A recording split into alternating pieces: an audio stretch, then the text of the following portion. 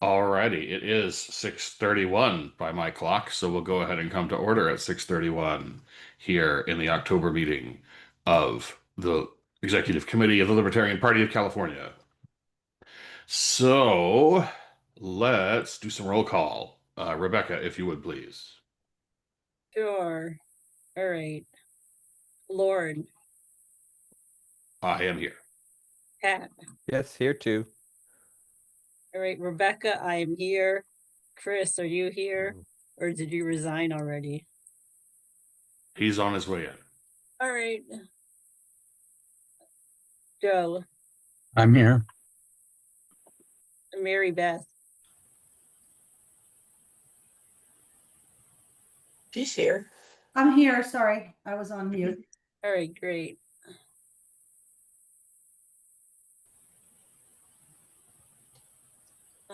Let's see, where am I? Oh, Brandon.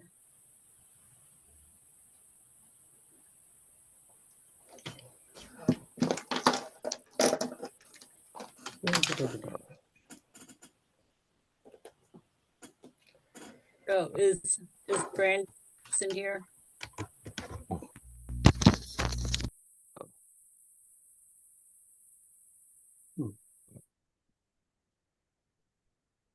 Okay, Terry, are you here? Yes, right? Sorry, I'm here, but muted. Okay, June, are you here? Here. Okay, Mark told me he would not be here today.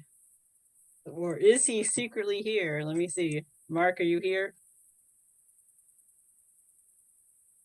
Okay, I guess not. Brian.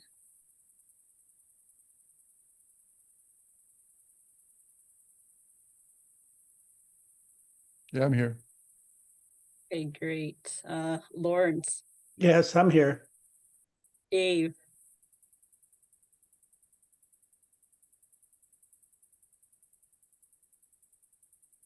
Oh, Dave is here on the participants list. I'm here. Okay, great. Richard. Present. Tara.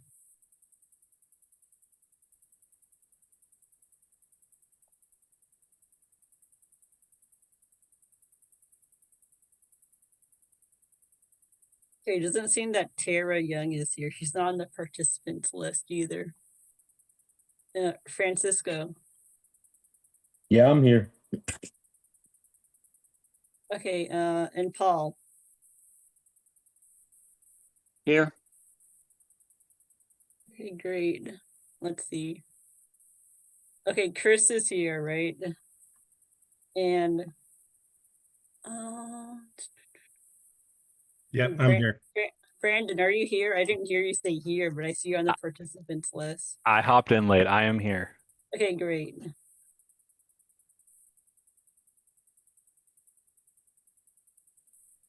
Okay, we have, let's see. We have 14 people. We have 14 people here. And wait, no, we have more than 14. Yes, you do.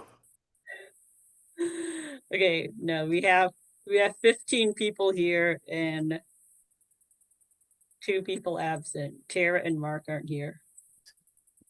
All right, so it sounds like in the absence of Mark and Tara, that means Francisco and Paul will be voting with us this evening. So we can fill that out that way. Thank you, Rebecca. Let's jump to the adoption of the agenda. We have the adoption of the agenda here. The agenda is in front of you all. Is there anything anybody would like to do to mess with this agenda? Richard, I see your hand is up, but we have a public comment period coming. So hold tight and we'll get to you.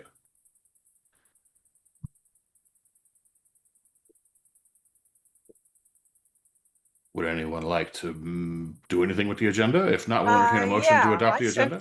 I sent in some stuff saying that I wanted it on the agenda, and I'm not seeing it now. I'm not remembering what it was. One of them was about funding for Wesley.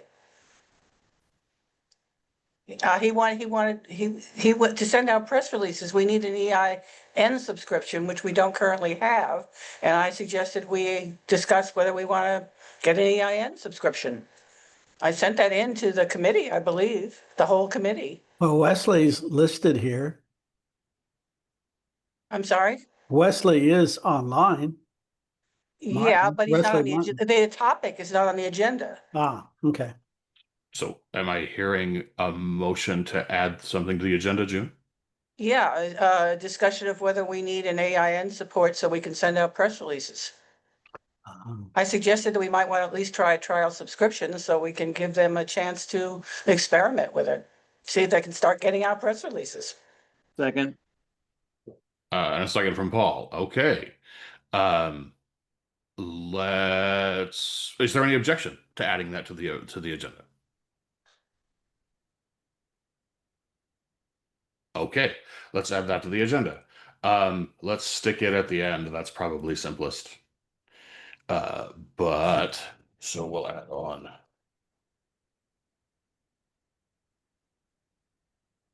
I'm not sure about Kellenden's email. I mean, I'm in ProRep, and I was going to give a report on all of the things I've been attending. I'm not sure. I don't. Did you send us the email? What was in it that was different? I didn't. I just wanted to mention that it was happening. But when we get to that, you can talk about that, June, and that will probably satisfy that point on the agenda. Okay. All right. Anybody else need anything to happen with this agenda tonight?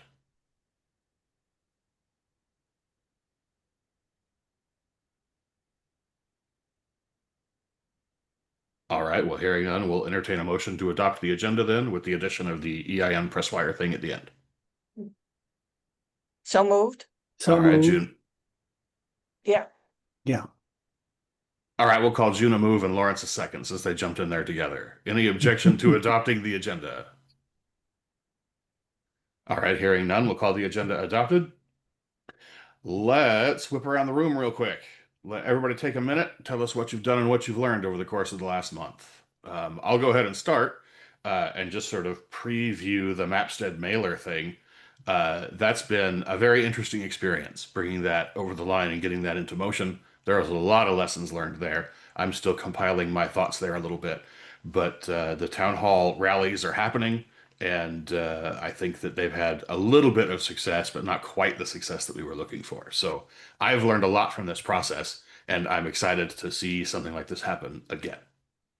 So, Pat, give us just a minute. Tell us what you've done and what you've learned. Where are we starting? We're in the whip around the room stand-ups. So take just a minute and tell us what you've done over the course of the last month and what you've learned. Starting with? Starting with whatever you would like. We'll start with you. Oh, well, I'm sorry. I muted myself. Oh, sorry. So, I have a cough and I don't want to share it with everybody. As far as the No on 50 rallies, I sent out an email to the execcom. What happened to them? Nobody responded. I kind of like to know and put it in the beacon. Otherwise, the email's out. The website is kind of updated. Thank you, Brian, for giving me the elected libertarians.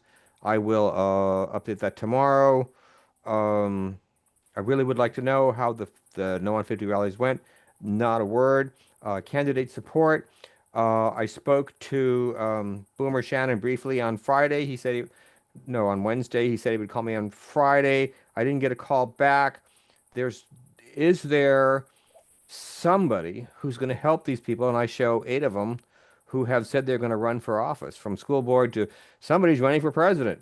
And also there's Andrew Cross is running for governor, and I'm glad that Joe Dean, Mr. Detail, pointed out that he said in 2030, which makes no sense at all, which kind of is par for the course. So, do we have a candidate support committee? We're supposed to have a candidate recruitment committee. Well, these people are volunteered and no one's helping them. I'm trying the best I can. And I was like, they have a lot of questions. And Boomer is like, well, it's about a 15 to 20-minute interview and it's kind of personal. It's like, no, it's not, because they want to know about, the financing, the forms are murder. How do they do it? And they're in the dark and no one is helping them. So that's my number one concern at the moment. And I'm not candidate support, but I'm on the website and I see 8 of them who want to run for office and no one is helping them. Did you say you got no feedback on the beacon? Because 3 of us did respond or tried to. Yes, but you didn't respond to that. No one responded to the No 150 rallies. You did not get an email from me about the. Yes, I did. Okay, you got Because that Joe one and- graphic was confusing and caused a lot of grief. Right. I mean, that was from 3 people. Yes, 3 people said, and I got it on Facebook, a lot of grief. Okay. Never put, it was supposed to be how stupid this person is, we need to wipe out rich kids' inheritances, and so I put that graphic up and everybody was kind of like I said, it's like, why is the Libertarian Party supporting inheritance taxes? It's like, no, we're not. I just put the graphic up and I should have corrected it because people don't read the blog. But anyway, I really want to know, we need to support the people who are running for office. And I can't get any help. And it's not even my job. Excuse me. I hate to say that. That's totally legit. But let's we can have that conversation further. But let's move forward with the rest of the committee here to see what everybody's got going on. Okay, bitch. I know that's what I'm famous for. Hey, we love you, Pat. It's all right. Thank you. I appreciate that. Rebecca, tell us what's going on in the last month. Sure. I I updated the operating procedures manual. That was a very long project. Hopefully it'll be less time consuming in the future now that I know how to use that Word document. I want to thank Pat for sending out the convention announcement. However, if you read the report from the convention committee, it says that Mimi spoke to 2 parliamentarians and said it had to come from the secretary. So I basically just went into Dion, copied Pat's email and changed it to my name. I'm sorry if that upset or confused anyone, but because of what the parliamentarian said, I did that and I sent it right before this meeting. So you probably should have received it by now. What list did you send it to? It should have been, I copied it to the same list, the master list. I got a didn't copy get of it. it. I don't remember seeing it either. Yeah.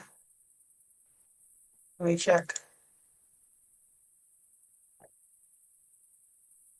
Well, I'm glad that you caught that, Rebecca. Yes, thank you. All right. Yes, thank you. All right, Chris, you got the big news. Oh, yeah, I did get it. I do have the big news. Yeah, I just I'm kind of bummed out that I'm not going to be able to continue on with all of you. I'm excited about the work that you're all doing. I've just found myself not having enough time to do the quality of work that I want to do. And so I did not make that decision lightly. And I'm not going anywhere. I'm planning to continue to help in whatever areas I can. It's just the treasurer role and my time right now aren't lining up very well.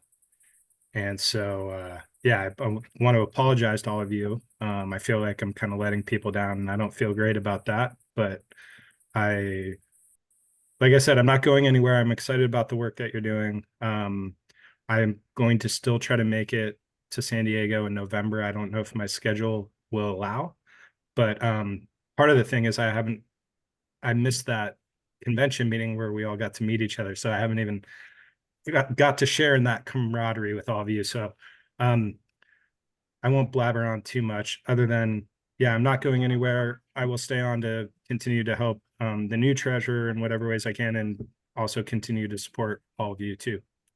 So thanks for the time, even though it's been brief.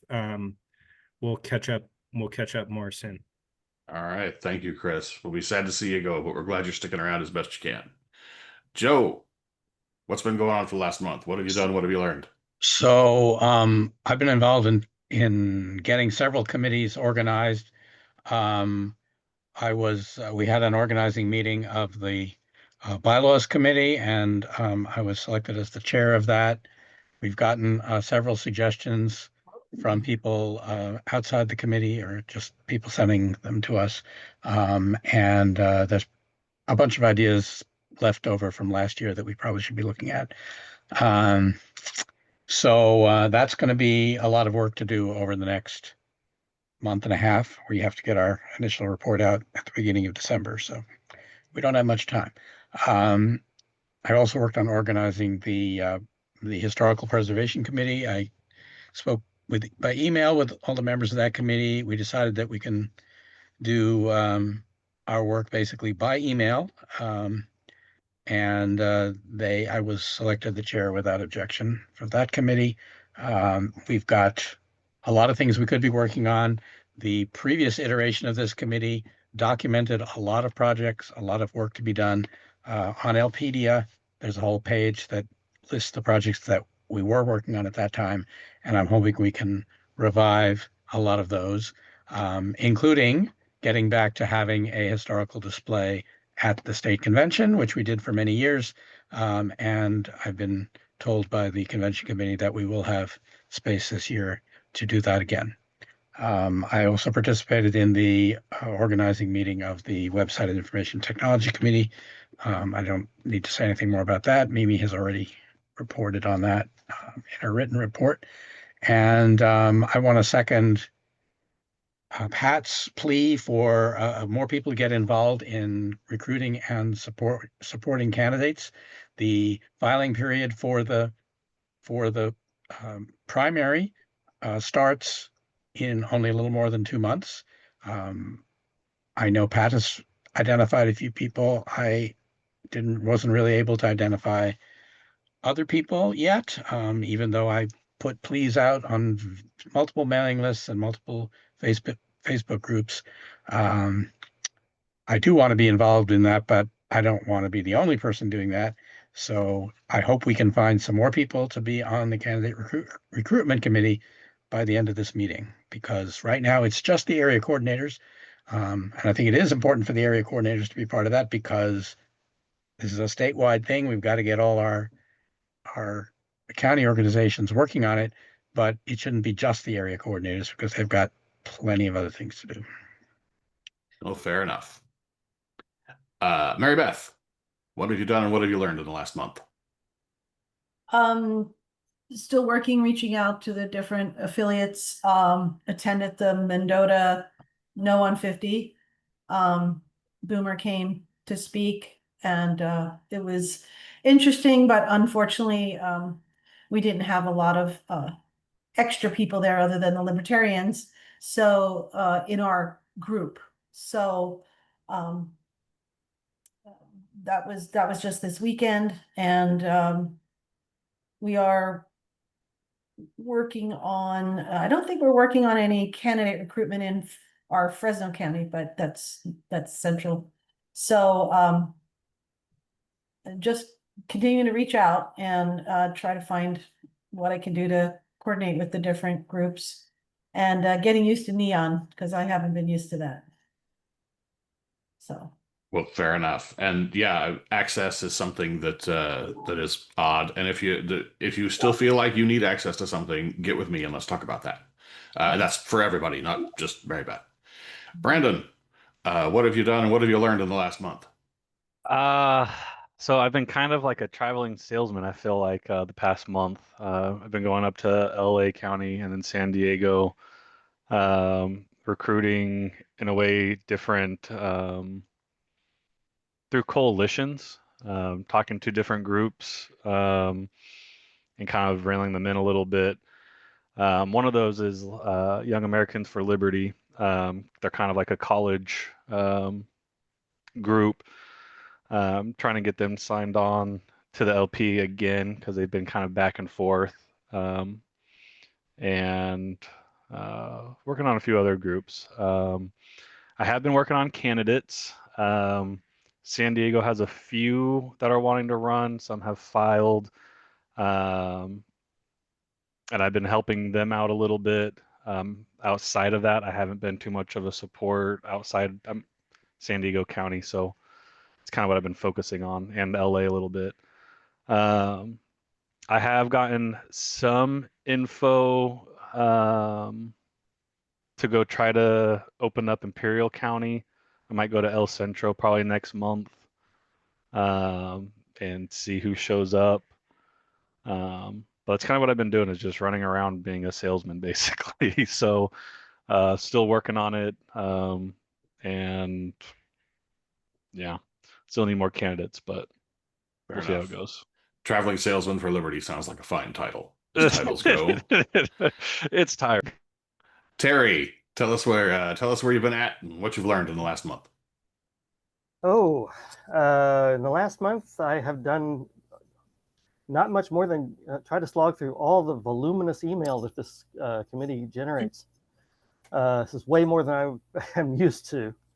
I did go to an Alameda County LP meeting last week on Friday. Had a good time. Joe was there. However, we had no quorum, so we could do no business. We did talk All right. about bylaws a little bit. Oh, yeah, a bit, yeah. I'd be shocked if you didn't. June, what have you been up to last month? I've been trying to start going to the meetings of some of the other reform groups around the state. Most of them are focused on ranked choice voting or proportional ranked choice voting.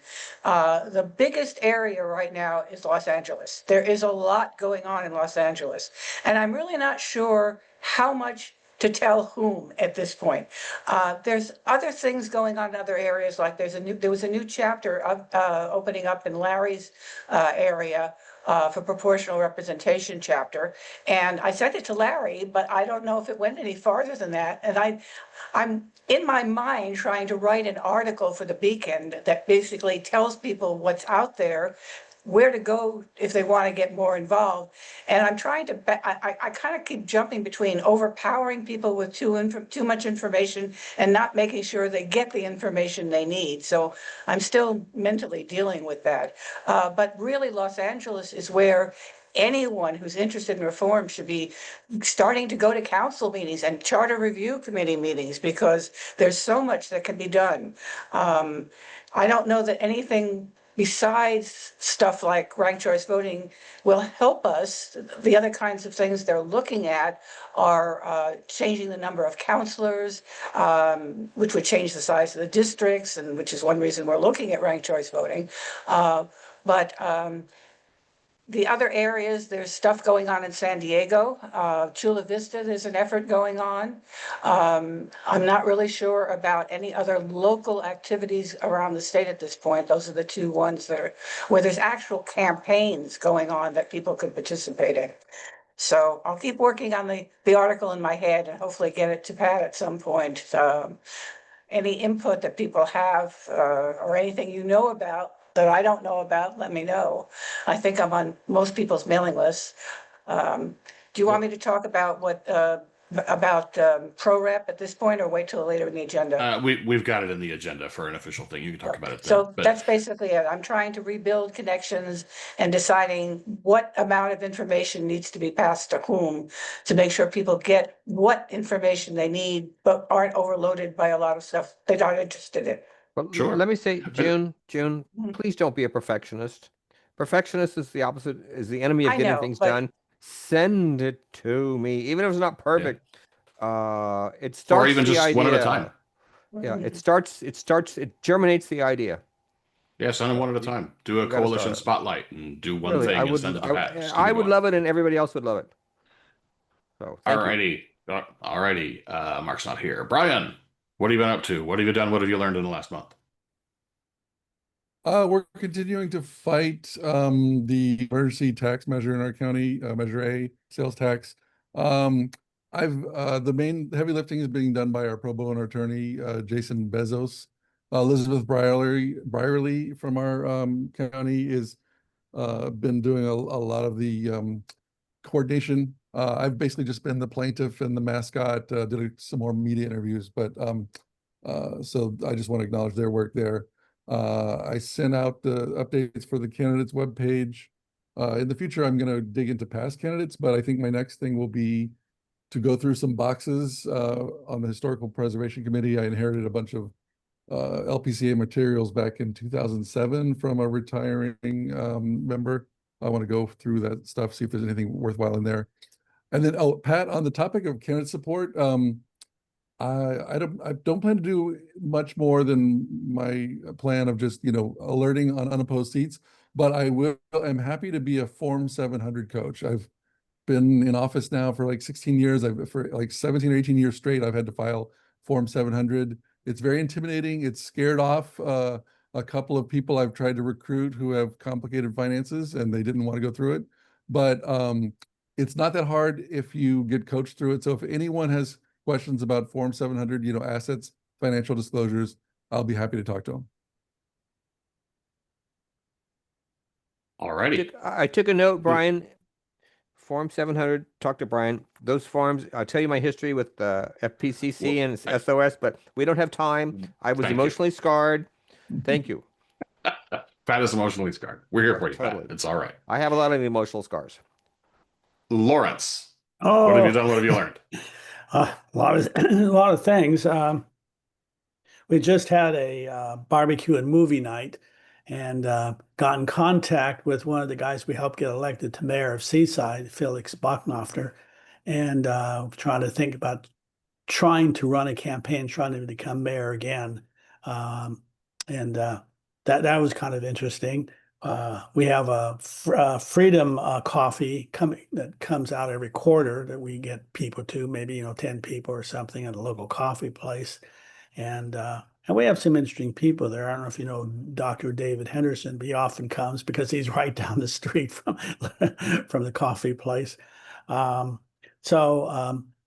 thing is I'm a board member of CASI, which is California Arts and Science Institute. And we just had a big event with about 100 people talking about the Moss Landing battery factory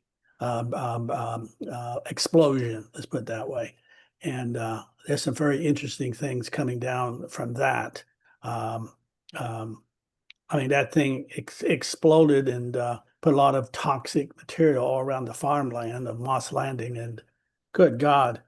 And then they tried to put water on it, couldn't put it out for days and days, and finally went out. And a month later, it started back up again, the fire. These lithium batteries are very dangerous. And so I'm involved in that. So there's a lot to do out there. And this mayor's campaign, if we do it, is going to be interesting, because the only reason we won last time, this was maybe 10, 15 years ago, is because it was a fire department's union or the police department union was upset with the city. And so they threw in with us to get Felix elected. And we hadn't seen that before. Hey, why not? Because the police unions and the other ones are generally very left wing, Right. and they work hand in hand with the city. And this time they were mad at the city, and so we got together at a meeting and said, "Hey, let's get Felix in. He's and we won." But that was only one term. But I think there's maybe a good time to do it again. He's been Felix been involved with a lot of libertarian activities and everything, and of course we have some we have a yearly pizza party where we have someone speak and give out free pizza. Everybody loves free pizza. Absolutely. Yeah, you can't do. Yeah. Have those meetups.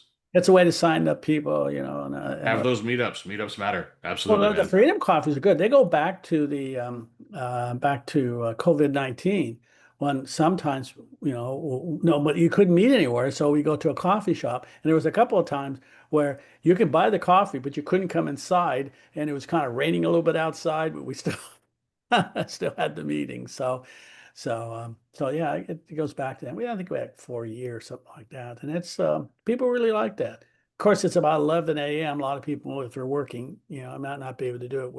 But in this area, there's a lot of retired people. And anyway. Well, there you go. We do what we can. Do what we can. Absolutely. Yeah. Excellent. Dave, tell us what's been going on the last month.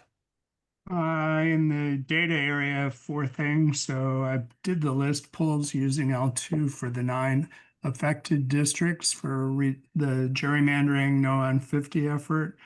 Ended up with 8,544 names of registered libertarians.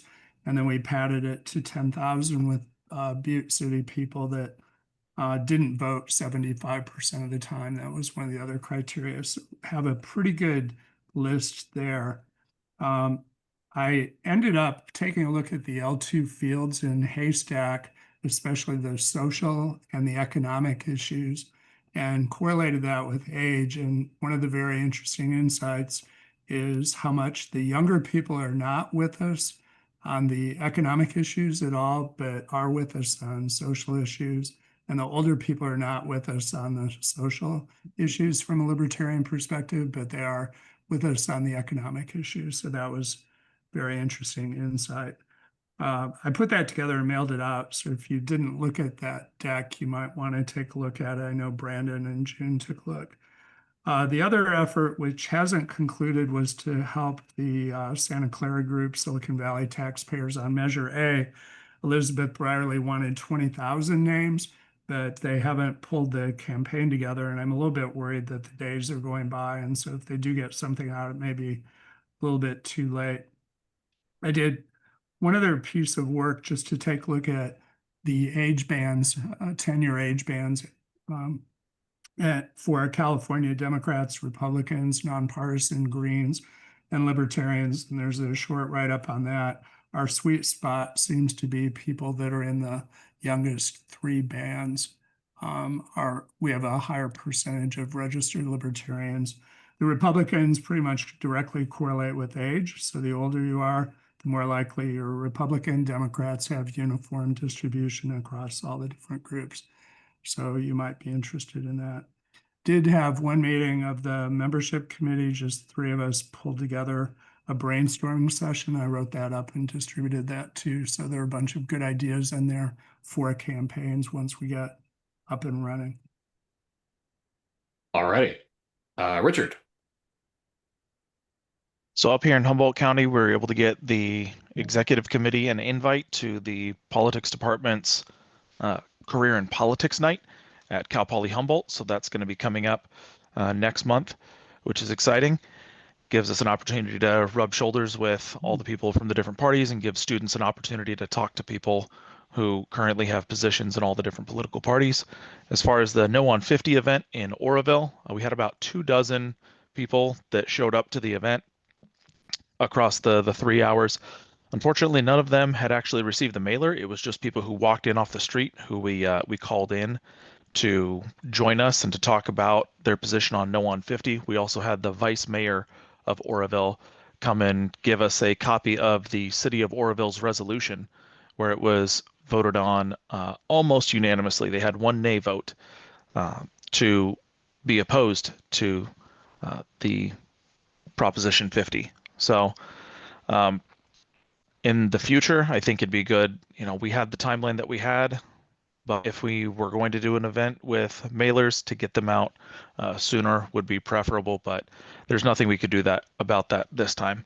But otherwise, I will just leave the other questions for details about things that we've been up to for later in the meeting.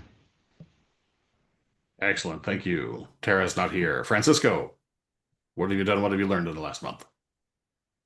Yeah, hi. So this past month, well, we just recently had our the No on Prop 50 rally. Well, it wasn't really a rally, it was more of a town hall. And like Mary Beth said, it was just mostly us, people here from Fresno. We did try to phone bank some people who the mailers went out to. And I had reached out to some people online too, but yeah, just no luck with any of them showing up. But overall, I mean, it was a good crowd, just us with Boomer as our speaker, so that was nice. All right. Yes. And as far as the committees go, the two committees that I'm on, the legislative, I mean, there's not much to do as far as the legislative committee goes since the legislative session is over, and but it would be a good idea to maybe get together, put together like an ops manual. Well, not really an ops manual, more like an SOP for the legislative committee. That way, because it can be kind of burdening at first to try to research and look up all those all the proposed bills at the beginning of the legislative year. Well, okay, we do what we can. Yep. Paul, bat and clean up. What have you done? What have you learned this month? Well, I was part of a rather brief meeting of the Financial Standards Committee, where we were looking to get some more information so we can start going over our items. And then regarding the membership committee, Mark Hinkle and Dave Schrader and I were discussed trying to develop a strategy for how to go about trying to get lapsed members back and to get new members in. So we're still working on the strategy. Haven't come up with a plan for how to go about it yet. Alrighty. Okay, so thank you, everyone. Thank you. It's your work matters, and your individual work matters in the individual place where you find yourself. So thank you all for that. This leads us into the great minefield of Libertarian meetings, public comment. So we have 10 minutes here for public comment. Is there anyone not on the executive committee who feels like they have something they would like to say? I see Mimi waving at her camera. Richard's hand tried to go up earlier, so I'm going to go Richard first, and then I'm going to go to Mimi. So Richard, go ahead and unmute 2 minutes. Hello, everybody. My name is Richard Fast. I am the secretary of the Libertarian Party of San Francisco. I have submitted a resolution that was passed by the San Francisco organization, and I asked the secretary to please include it with the agenda for tonight's meeting. That did not happen, so I forwarded it to the executive committee. My hope is that they will read this resolution, and my hope is that a motion to adopt the resolution with a name change at the bottom to Libertarian Party of California will be made. And so I look forward to the discussion, and I'm here to answer any questions that people may have about this resolution or the discussion we had about this in San Francisco, which I'm happy to talk about. Richard, did you get my reply saying I would vote in favor of doing that? Yes, yes, June, I did. I have not received any other response, but I received yours. All right, thank you. Mimi, 2 minutes, please. Hey, everybody. Just a couple things. Give me 1 second. I don't want to forget anything. First of all, I just want to invite everybody who might be in the area that the Los Angeles County affiliate is having its convention on October 25th, and it'll be held in Santa Clarita. It starts at 1 o'clock, and we're going to be doing party business. So I would love for anybody in the area to be able to come and meet us. I wanted to mention that the LPC XCOM meeting on November 15th, currently we've only got 3 people that have reserved rooms. So that's 5 room nights. We need a total of 24 room nights to pay for the meeting room. So I urge people to book those rooms. I mean, obviously people that are really close, like in San Diego, don't need to book a room, but other people probably do. And I also just wanted to mention that on October 27th, I'm going to be speaking to political science students at Pierce College, which I do every semester. And I'm bringing Brandon with me this time, because I think that he will probably resonate really well with kids. And it's always great when we do this. It's they have somebody from each of the political parties, and the students can ask questions, and we get to tell them what our stuff is. And it's also a good recruiting opportunity. So I'm really excited that Brandon is going to be going with me this time. And, maybe he can just take it over and I don't have to drive all the way to Pierce College every semester, because it's like a long drive. So that is my public comment. I just want Brandon's laughing and blushing even, but yeah, so there you go. That's my public comment. All righty, thank you very much. All right, anybody else? Who else? Hold on. What happened to Richard's proposal? It was just kind of given and moved on. Well, it's very controversial and I missed and it, and valuable. it didn't make it onto the agenda, unfortunately. I missed Well, the email and didn't get it onto the agenda in time. I submitted it on time. I just missed it. I'm happy to accept that that's my fault, but All we right, can well, totally, we need to we can stick it discuss on the it. agenda for next time. Well, next time is a long ways off. Well, I'd given that like it to add involves the it. impeachment of Trump, I think that it's the No, it time wasn't. frame It on was it is more than not. an impeachment. I thought it was very well written. Mhm. And believe me, Mr. there Chair, are a can you lot of be Trump recognized? supporters amongst us. I mean, I get comments, Trump, Trump, Trump, like low IQ Neanderthals. Should we just postpone into next meeting so we Yeah, can? we can totally stick it on the agenda for November. We can hash it out, no problem. I submitted it in time. I submitted it to the secretary before the agenda was set. It was submitted in time for tonight's meeting. Yes, I'm going to second that it needs to be Can I discussed call the tonight. question? Okay. Okay. There All right, so isn't a here, question. there's not really a question here. Somebody but has to move to amend the agenda. So if what that's I'm what- hearing move here to is that amend we the need to move to agenda. Okay, all right. So we're moving to amend the agenda to put the LP San Francisco declaration on the agenda for adoption by the LPCA. That's the motion? Okay. Correct. Pat's made that motion. Is there a second for that motion?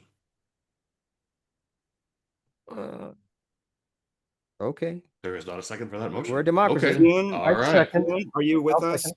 I mean, if nobody else is willing to second it at this point, though, I'm not sure I it's just worth did. doing it now. Oh, did I just hear so- that from Terry? Yes. Okay, Terry jumped in with a second. Okay. Thank you, Terry. All right. Is there objection to putting this on the agenda? Yes, I object. I object. Okay, then I think we're going to have to go ahead and vote on this. And the easy way to do that, Rebecca, will be just be to roll call vote it so that we don't have to deal with hands. So, Rebecca, go ahead. All right, let me just pull up the Excel spreadsheet. Is there Now, any to be discussion clear, on to be this? clear, Can you define what we're Discussion voting for? before voting? we are voting to put on the LP San Francisco resolution calling for the impeachment of Donald Trump. Well, can we discuss it for It 30 was not seconds read. before? No, we have to talk about putting it on the agenda. They've got to go on the agenda before we can Well, talk he about said it. it was the impeachment, and there's what Richard put out is like there's no way to impeach Trump. So you're not quite We're not accurate. voting on his resolution right now. We're Yeah, voting. we're not to voting put on the it resolution agenda. itself. I All know, we're but doing is putting it on the Lauren agenda. kind of misrepresented it. That we really can't. We got to just vote. It either goes on the agenda or not. You're voting on the wrong thing. We're voting to add the San Francisco discussion of the San Francisco Declaration, which does not mention impeachment. Okay, we can talk about that when the time comes. All right. Good. Fair enough. Fair enough. Mr. Chair, I would like to have some discussion before we go to a vote on whether to add this to the agenda. We cannot discuss this. All we're doing is voting to add it to the agenda. We'll add it to the agenda, and if it passes, we'll discuss it when it comes up. We can't add it if we don't know what we're voting on. So let's give Everybody Richard on the 30 exec seconds. got a copy of it. We all got a copy. It does mention impeachment. No. Read your email. It's there. It says you can't impeach him. The vote. No, it does not what it says. The concluding thing is that he should be impeached. Yes. Impeached and convicted. That's what it says. Well, can I make a motion that we give Richard 30 seconds to discuss what it says? We got to move on. I'm at a time limit, please. I think we're going to call that out of order because if we get it on the agenda, we'll talk about it on the agenda. So that's what would be the opportunity to do it. So there's a motion on the floor to add discussion of the San Francisco Declaration and possible adoption by the LPCA. That's been seconded.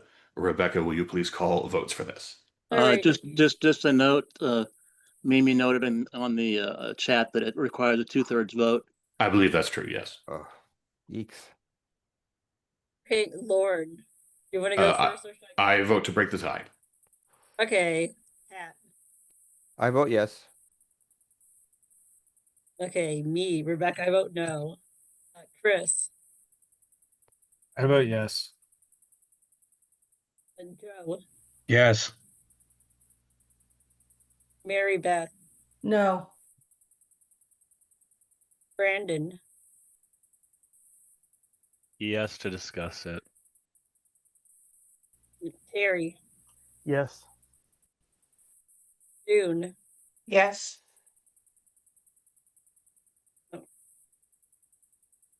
Brian. No. Lawrence.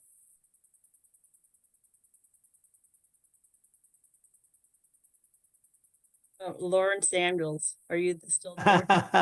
Now I turn it on. No. Okay, Dave, Yes. Richard, No. Francisco, No. and Paul. No.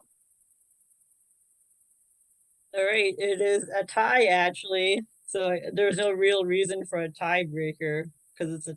It needs 2/3, remember, Rebecca? Yes, that's why I said that. It doesn't matter that. Hey, Lord, you want to vote? You said you would be the tiebreaker. No, but no, no. I don't think I'll it's- I'll vote to yeah. break a tie, but if there is not something that needs to be broken, I'm not going to vote. What do you mean it's Okay. a tie? What tie with what numbers? There were 7 yeses and 7 nos. Yeah, Okay, so that's it's not a It tie requires- because it requires 2/3. Yes. right. It's not a tie though. It just said it requires 2/3 to pass. Okay, so that motion fails. We can bring that potentially up again on the November agenda, but we won't consider it tonight.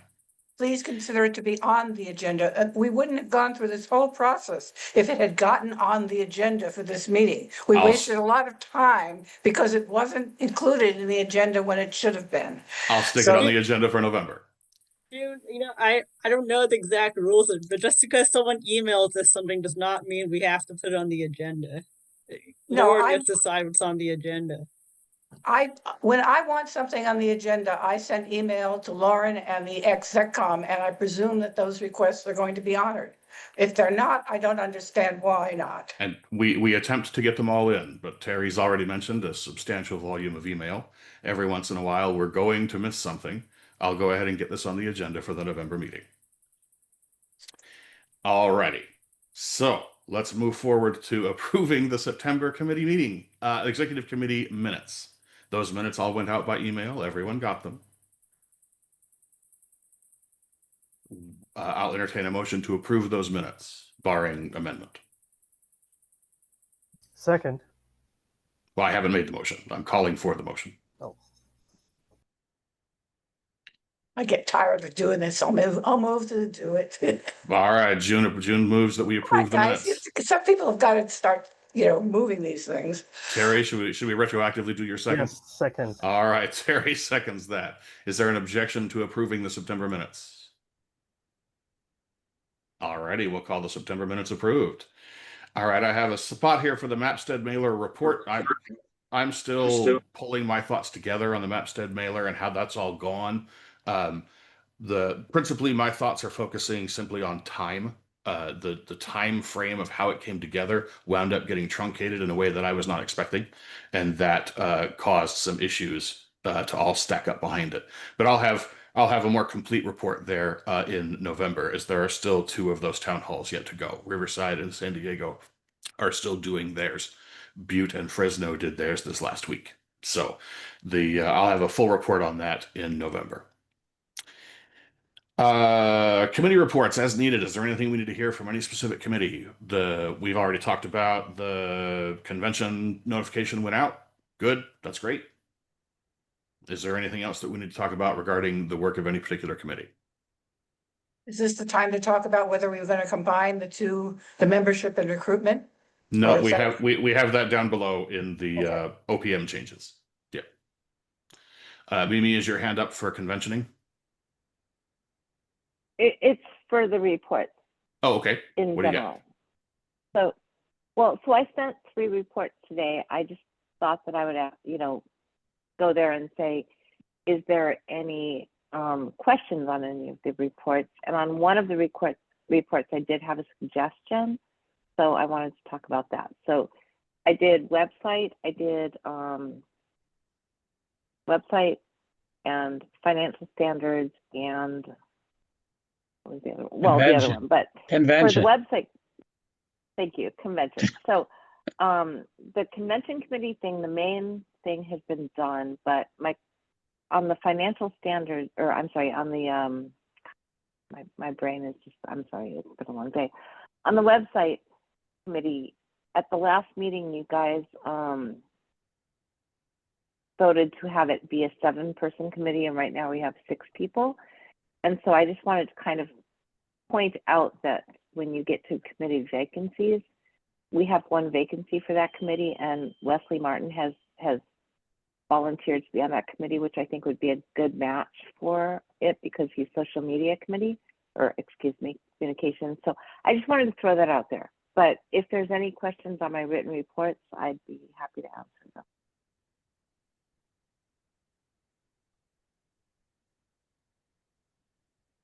I have Any a questions question. about the, go ahead, Richard.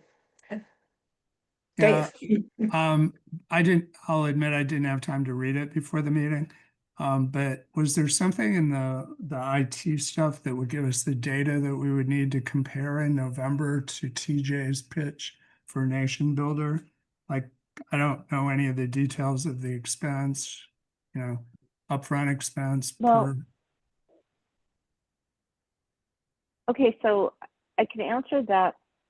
At the website committee or website IT committee meeting, we determined that per what that says, we are the ones, that committee, that would give recommendations to the XCOM. So we had already determined that we would, at a future meeting coming soon, look at the proposals for both, but we have not done that yet because TJ hasn't made his pitch. So I guess it would be up to the executive committee as to what they want to do with TJ's pitch, but the IT committee, that portion of that committee, wants to look at it more closely and, look at the cost differentials and things like that to see what would be better before the XCOM votes on it, is what the committee decided. That sounds good. Thanks.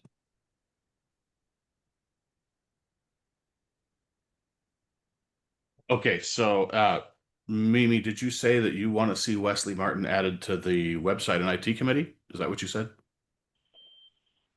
Yeah, when you guys get to Okay. committee vacancies, I would like to see that because I think that he would be a really good addition. Alrighty, I just wanted to get that in my notes here as we move forward because committee appointments is next.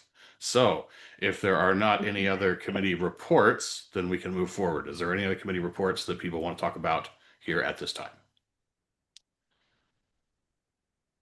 Okay, moving forward, let's get to committee appointments. Is there anybody would like to nominate for any committee of any sort that we can actually vote on and do? This is the moment.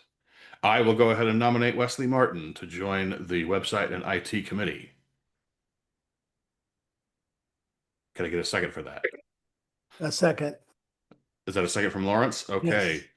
All right. Is there any objection to adding Wesley Martin to the website and IT committee? All right. Hearing none. Welcome aboard, Wesley. That is a great hat in your profile picture.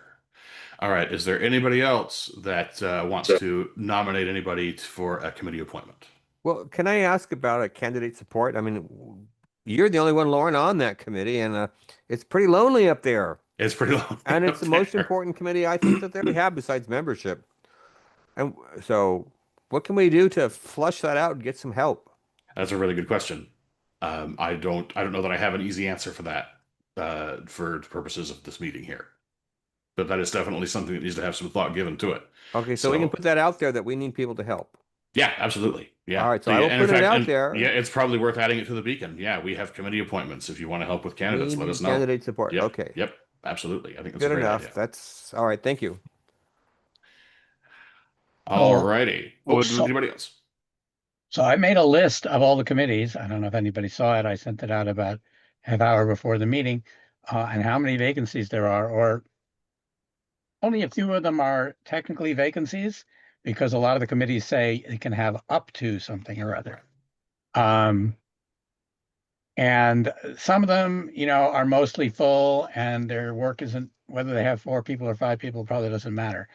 But the two that I think are most in need of more help are the one that Pat already mentioned, the Candidate Support Committee, and the Candidate Recruitment Committee. The reason why I pushed to create such a committee was because we have an election year coming up, and as I said, it's only a little more than 2 months before the filing starts, and we've got to start getting people interested, or finding out who's interested so that they can be, integrated into our operations. I have posted messages various places. I've gotten no responses. I got one response, sorry. Derek Michael Reed has said he's going to run for the 47th congressional district. And I said that I will run again for the 17th congressional district. That's 2 candidates for Congress out of 52 spots. I think we can do a lot better than that if we do some active recruiting. But right now, the only people who are on that committee are the 3 area coordinators. And it would be really great if we got some more people on that committee who can kind of take that as their main job to go out and go area by area or office by office and try to match up people with positions to run for. I kind of want to second that too, because I've been trying to do that in the southern area, and it's like hard to juggle trying to find candidates and focus on candidates, and then also focus on the counties and coalition building. And it's like we need candidates, and that's like kind of what I'm seeing across different counties is there's not enough candidate recruitment. And there's all different kinds of positions we can recruit for. I've heard several mentions of several people willing to run for governor. I'm not sure how serious any of those people are. I haven't really seen any details about them, but there's also several other statewide offices. Then there's all of the congressional seats. There's all the state there's 80 assembly seats and 20 Senate seats. And then, of course, there's all the local offices. And I mean, there could be 20 people working on this. And right now, all we have is 3 people who have other jobs too. So, all right. Can I I nominate hope somebody Joe? has some ideas of who could be on this committee. Let me nominate Joe, and I'll be on the committee too. So now we're at 5. Joe is already on the committee because he's Really? an area coordinator. I didn't know that. I thought it was Lauren only. Poor Lauren. That's I am the support. lonesome. It is support Joe, candidate support. Brandon, and Lauren. Okay, I would well, be happy. I would be happy to have. Well, and here, let me see if I can share this. I would like Pat to be on this committee because he is clearly big interested mouth. in it. Let's see if I can do this. Screen sharing. Pat has been clearly interested in it because he's been putting things That's what in we the do. beacon. Anybody see that? It shows all our candidates, but I don't think it's working. It's very small. I can't even see it. The graphics aren't showing up. So small. No. Oh well, screw that. I don't know what that is, but we have 8 people who've shown up, who have shown interest. Okay, but nobody knows where to find this, and we need to work together. You have to go to now I can't. Some people are also waiting to file until like December. So, well, they need to let us know.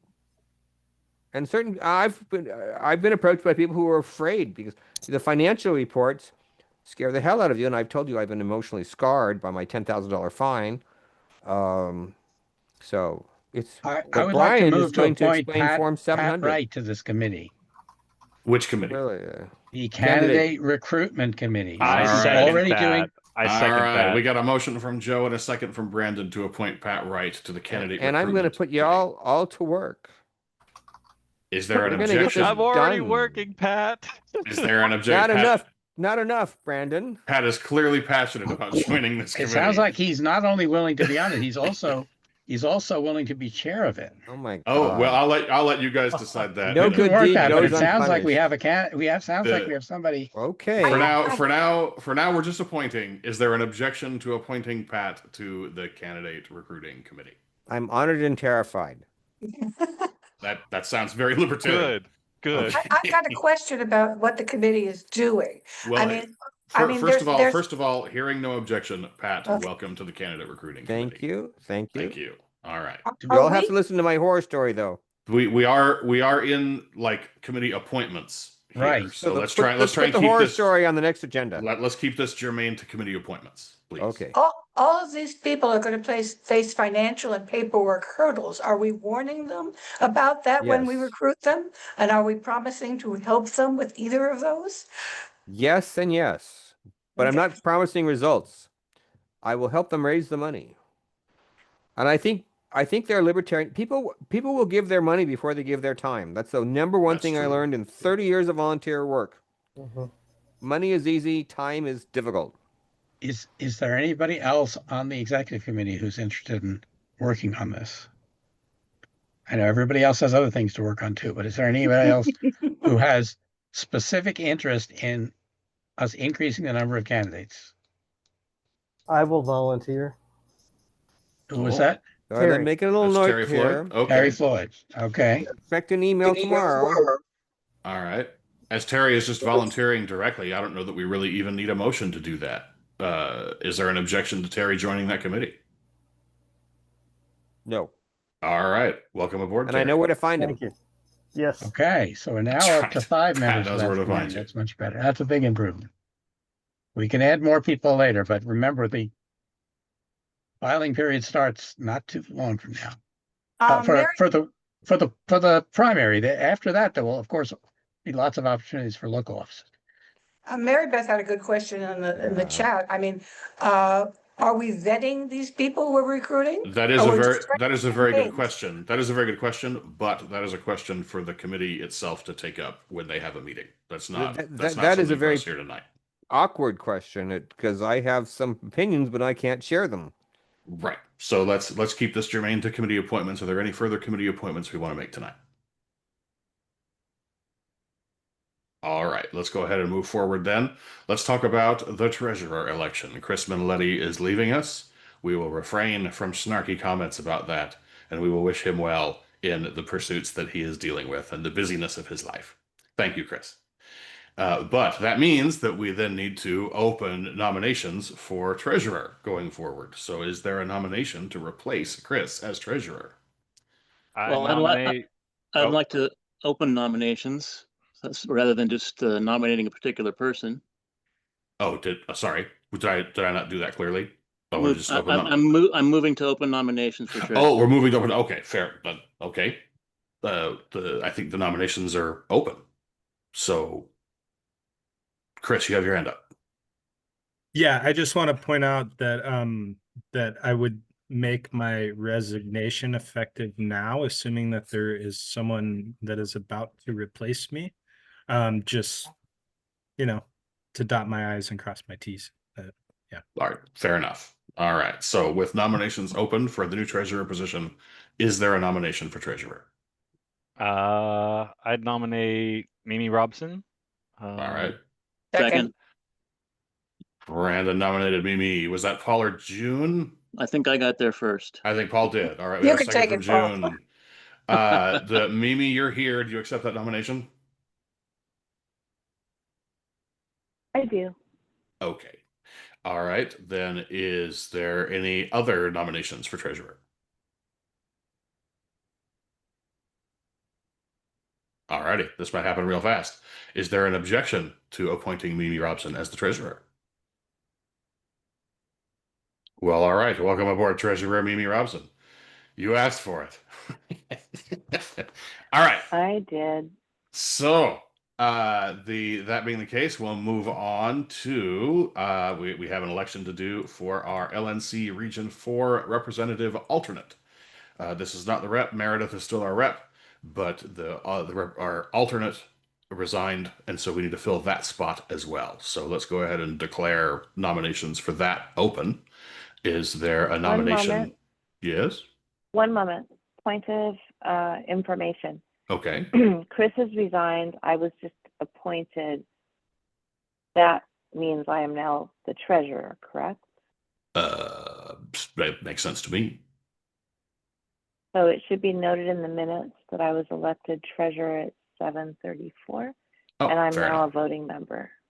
Oh, I guess that's true. Okay. Sorry, I just And Chris is not. talking about dotting And Chris T's is not. crossing I's backwards. All right. So then you're resigning from judicial committee? Oh, and yes, that is the other thing that needs to be said very clearly.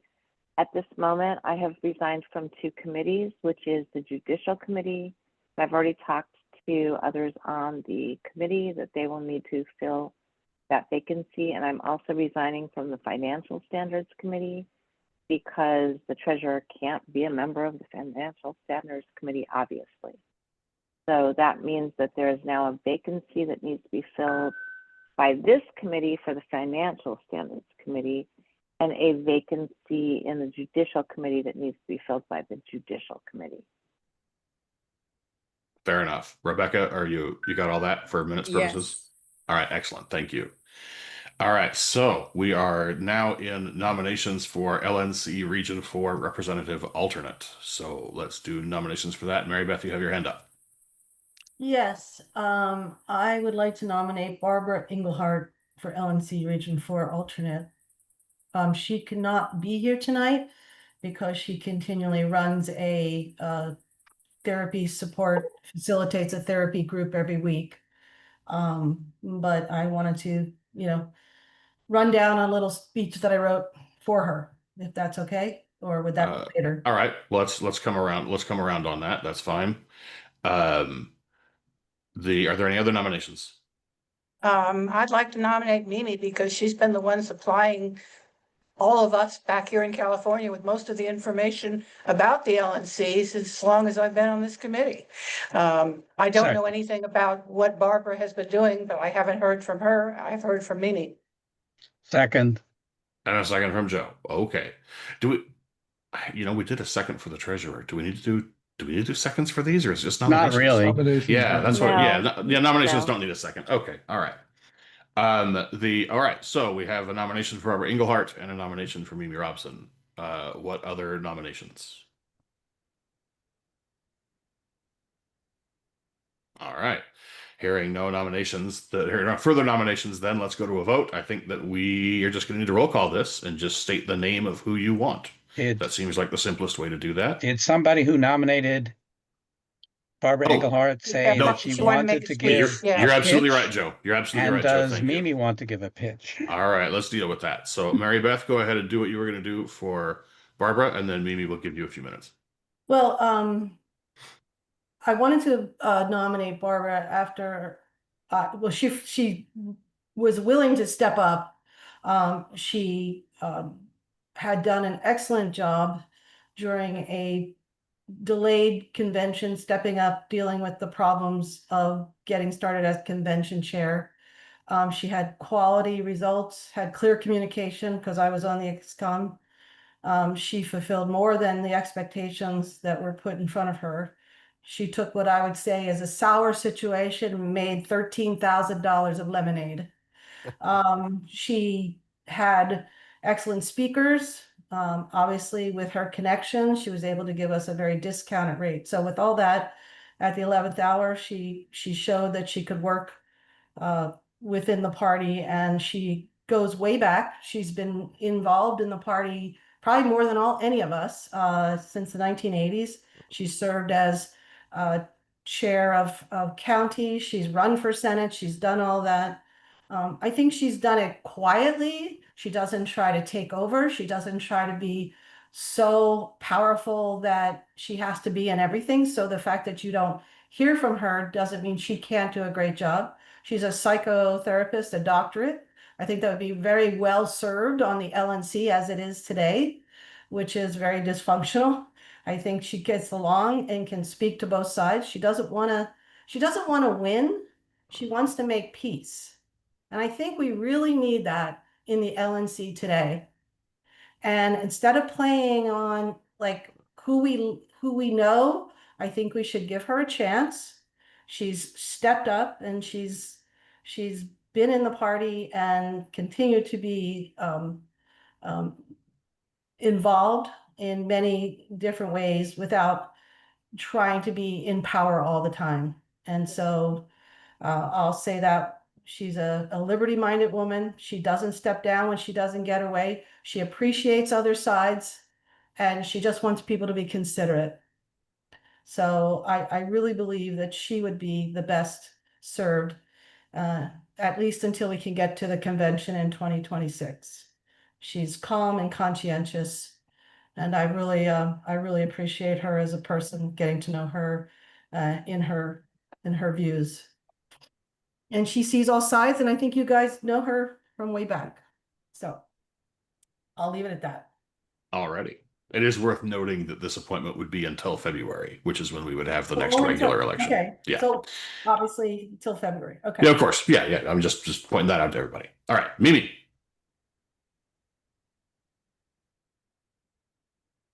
I'm okay.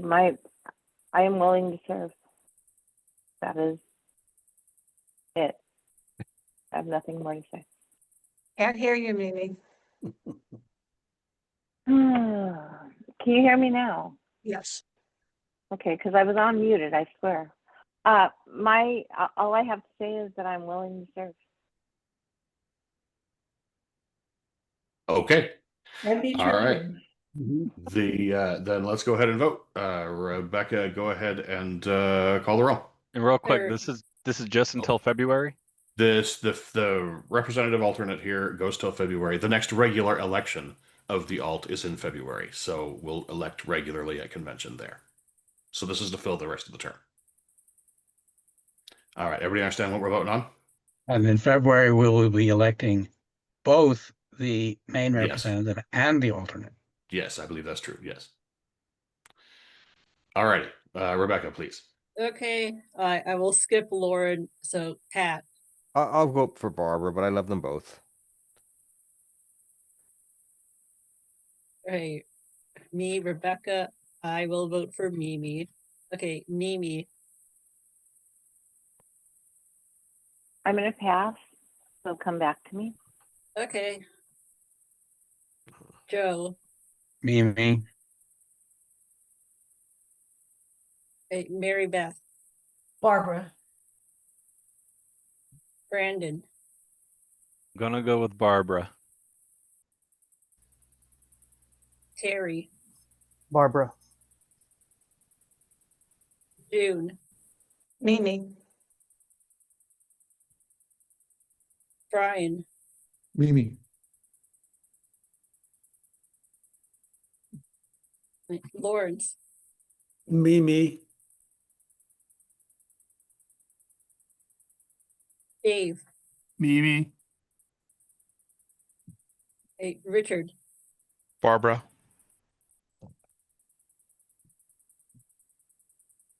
Francisco. Barbara.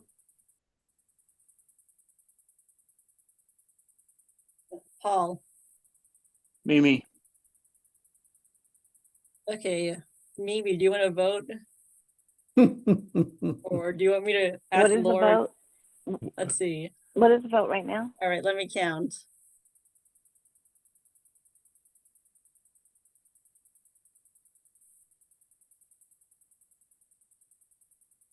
All right, there's 6 for Barbara.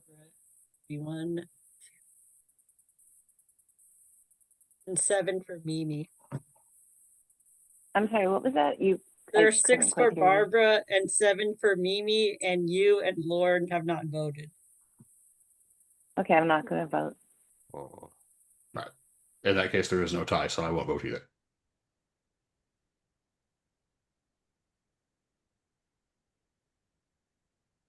Great.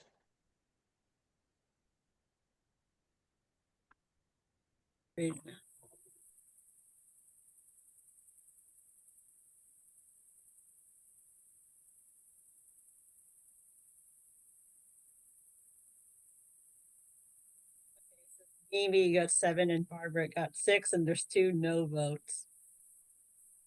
No, those are abstentions, both of those. Or abstentions. Or not voting. It's not a no, it's abstention. it wasn't none of the above. It wasn't none of the above. They just That's didn't right. vote. Yeah, it was not Yes, NOTA. I It was an abstention. understand that. Yeah, yeah. In Yeah, the it minutes, wasn't it'll noted, it say, was- in the minutes, it'll say that you guys didn't vote. Right, Okay. it's not voting.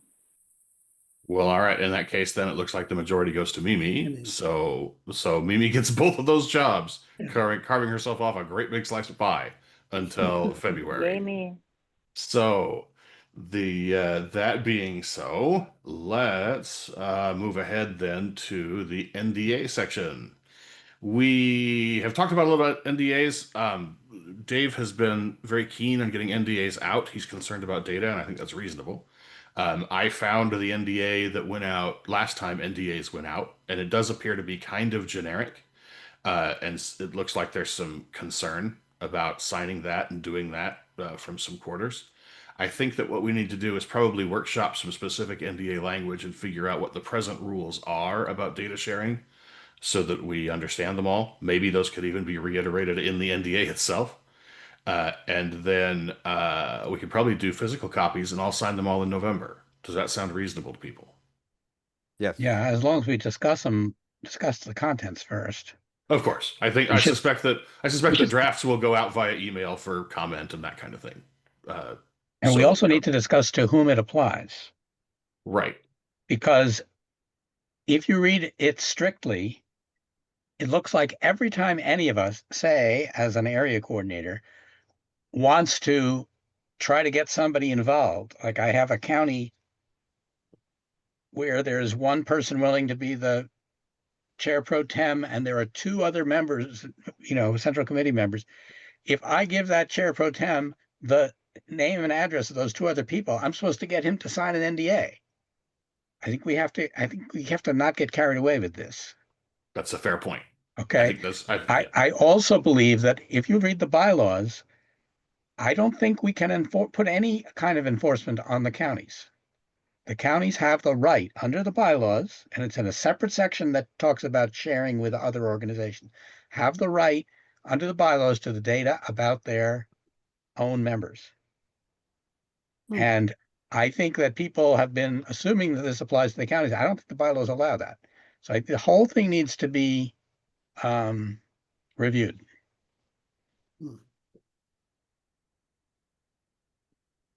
I never signed an NDA as a county chair. Mimi. So Joe is correct. Our bylaws give certain information to the counties already, and we don't need to have NDAs for that. But I think that we do need to really fine tune our NDA because of the fact that it's very generic. It's something that came from it was basically the LNC's NDA in the first place. And so I think it does need to be refined, but you can't ask counties and or officers to sign NDAs to have information that they already have. So I think this is something that has to be further thought out. I don't see that we're going to come up with anything tonight. Right. So there's to whom it applies, there's what information it applies to. Like it's possible that we are, there's financial information. There's potentially there's credit card numbers. I don't think we actually collect anybody's credit card numbers, but it's one thing to say we don't want to dump everybody's financial information out for the public to say. It's a different thing to say that we just share with other people working on a project basic contact information like names and addresses. And I don't think we necessarily want to apply the same rules to both of those kinds. There's different kinds of data as well as different kinds of uses as well as different kinds of agents. And this thing is trying to say everybody who uses any data of any kind has to agree to all these things. And I think that's overkill. And actually unworkable. Mimi, is your hand still up or was it go up again? No, I re-raised it just to say that I agree with what Joe's saying, but this is personally identifying information. I think that we have to be careful about what we give out for members' personal identifying information. They join the party and they're agreeing to get, contacted by us, but not necessarily by anybody else. So again, I just think that this is a much longer conversation. Yeah, right. this would require some agree with workshopping. Yeah. I was just listing things that needed to be in the conversation. Dave, I think I saw you waving your hand in your camera. Yep. So I've been bringing this up a few times with Lauren today. When I read it over, I realized there were a lot of categories. Joe mentioned some of them. There are a bunch of other ones like derived information, like the insights that I've been doing. Those should be protected. We don't want Democrats finding out about some of that kind of stuff. So I wrote down like 2.5, 3 pages of things that I observed. I'm happy to mail that out either to the entire executive committee or a subset of people that want to work on this and try to improve it. Sounds good. Do you have a preference? Everybody want it? I know there's a lot of males, or do only certain people want to work on this? Well, we're all going to be voting on it, so that doesn't mean we all have to discuss the details, but Okay, I'll send it out to everybody. Alrighty, and we'll do some workshopping, and then we'll just have physical copies. We'll just sign them all in front of each other as needed in November. Anything else we need to talk about regarding NDAs before we move ahead? Alrighty, we'll just take a second here. Oh, Mimi. Okay, so sorry to do this, but I'm going to, because of the fact that I just became the treasurer, I would like to amend the agenda to elect another person for the FSC because I resigned from that. Is that okay? Do you have someone specific in mind? I do. Okay. So is it imperative that that happen tonight, or can that happen in November? if she, Okay, I'll goodbye. second the motion to suspend the. Oh, okay. All right. Fair enough. All right. We have a motion and a second then to amend the agenda. This is something in the neighborhood of a suspension of the rules. Is there an objection to amending the agenda to add the appointment of a member to the Financial Standards Committee? All right. Hearing none, we'll go ahead and add that to the agenda. I'll stick that in my notes here. Alrighty. Next up Sorry on about our, that, Lauren. that's fine. That's fine. We'll Wait. come back around on it. Are we going to do it now? Oh, I thought Oh, that I I was guess, doing it okay. to do If now. she's got a That name, was my let's get her You're over suspension right. of the You're rules. absolutely right. If you've got a name, Yeah. let's do it right now. All right. That who was my you got? suspension of the rules. Got it. Got it. Okay, Okay. Who so do you want to? TJ Ferreira, I would like to nominate TJ Ferreira. He had already put in an application. I don't believe that this is a conflict of interest because even if we do go with the nation builders thing, he's not somebody that actually makes decisions on this board, so it would have nothing to do with him. He's been on the committee before, and he's also been our executive director, so he knows our systems. So I would like to put him as the third member. I would like to nominate him as the third member of the Financial Standards Committee. Okay. Do we need a second for that? I'm not sure we do. Yes. No, you don't. Well, do you? I'll second it. Okay. Already Okay. It was suspended. June threw a Yeah, second just on do it it. anyway. Just- So there we just- go. Okay. Okay. So we got Okay. a motion and a second. Is there an objection to appointing TJ Ferreira to the Financial Standards Committee? I presume you've spoken to him about that, Mimi. We're not just Oh, randomly yeah, no, appointing I this talked to guy. him about. Okay. No, he already put in an application. I talked to him today. All right. I seem to recall an old email from him about that. Okay. All right. Well, if there is no objection, then we'll go ahead and call TJ Ferreira appointed to the Financial Standards Committee. All right. So, where are we at here? The Pro Rep Coalition.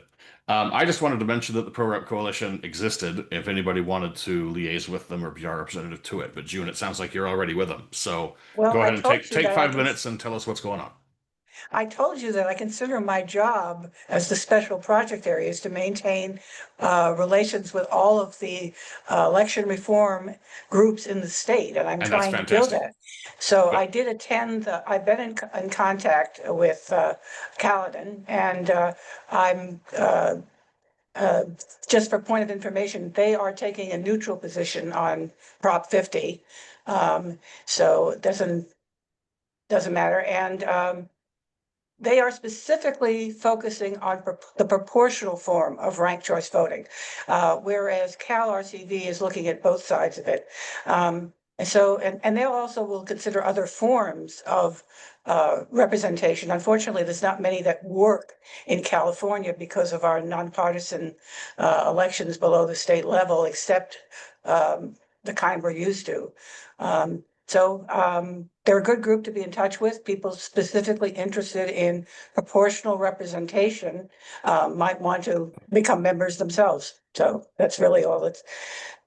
And anything else I say about them, I'll have in this article. I'm going to write at some point. So So 100% write that thing. That sounds like a great first thing for you to write for Pat to stick in the beacon to encourage people to go get involved with the Pro Rep Coalition.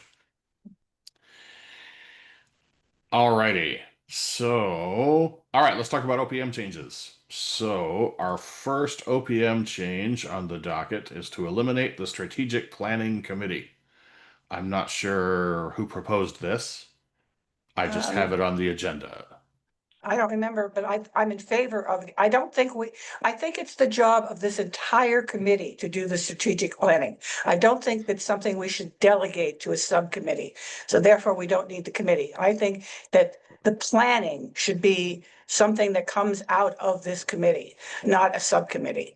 And so therefore, that's why I favor just getting rid of the committee and considering ourselves the strategic planning committee. All right, fair enough. Am I hearing then you make a motion, June?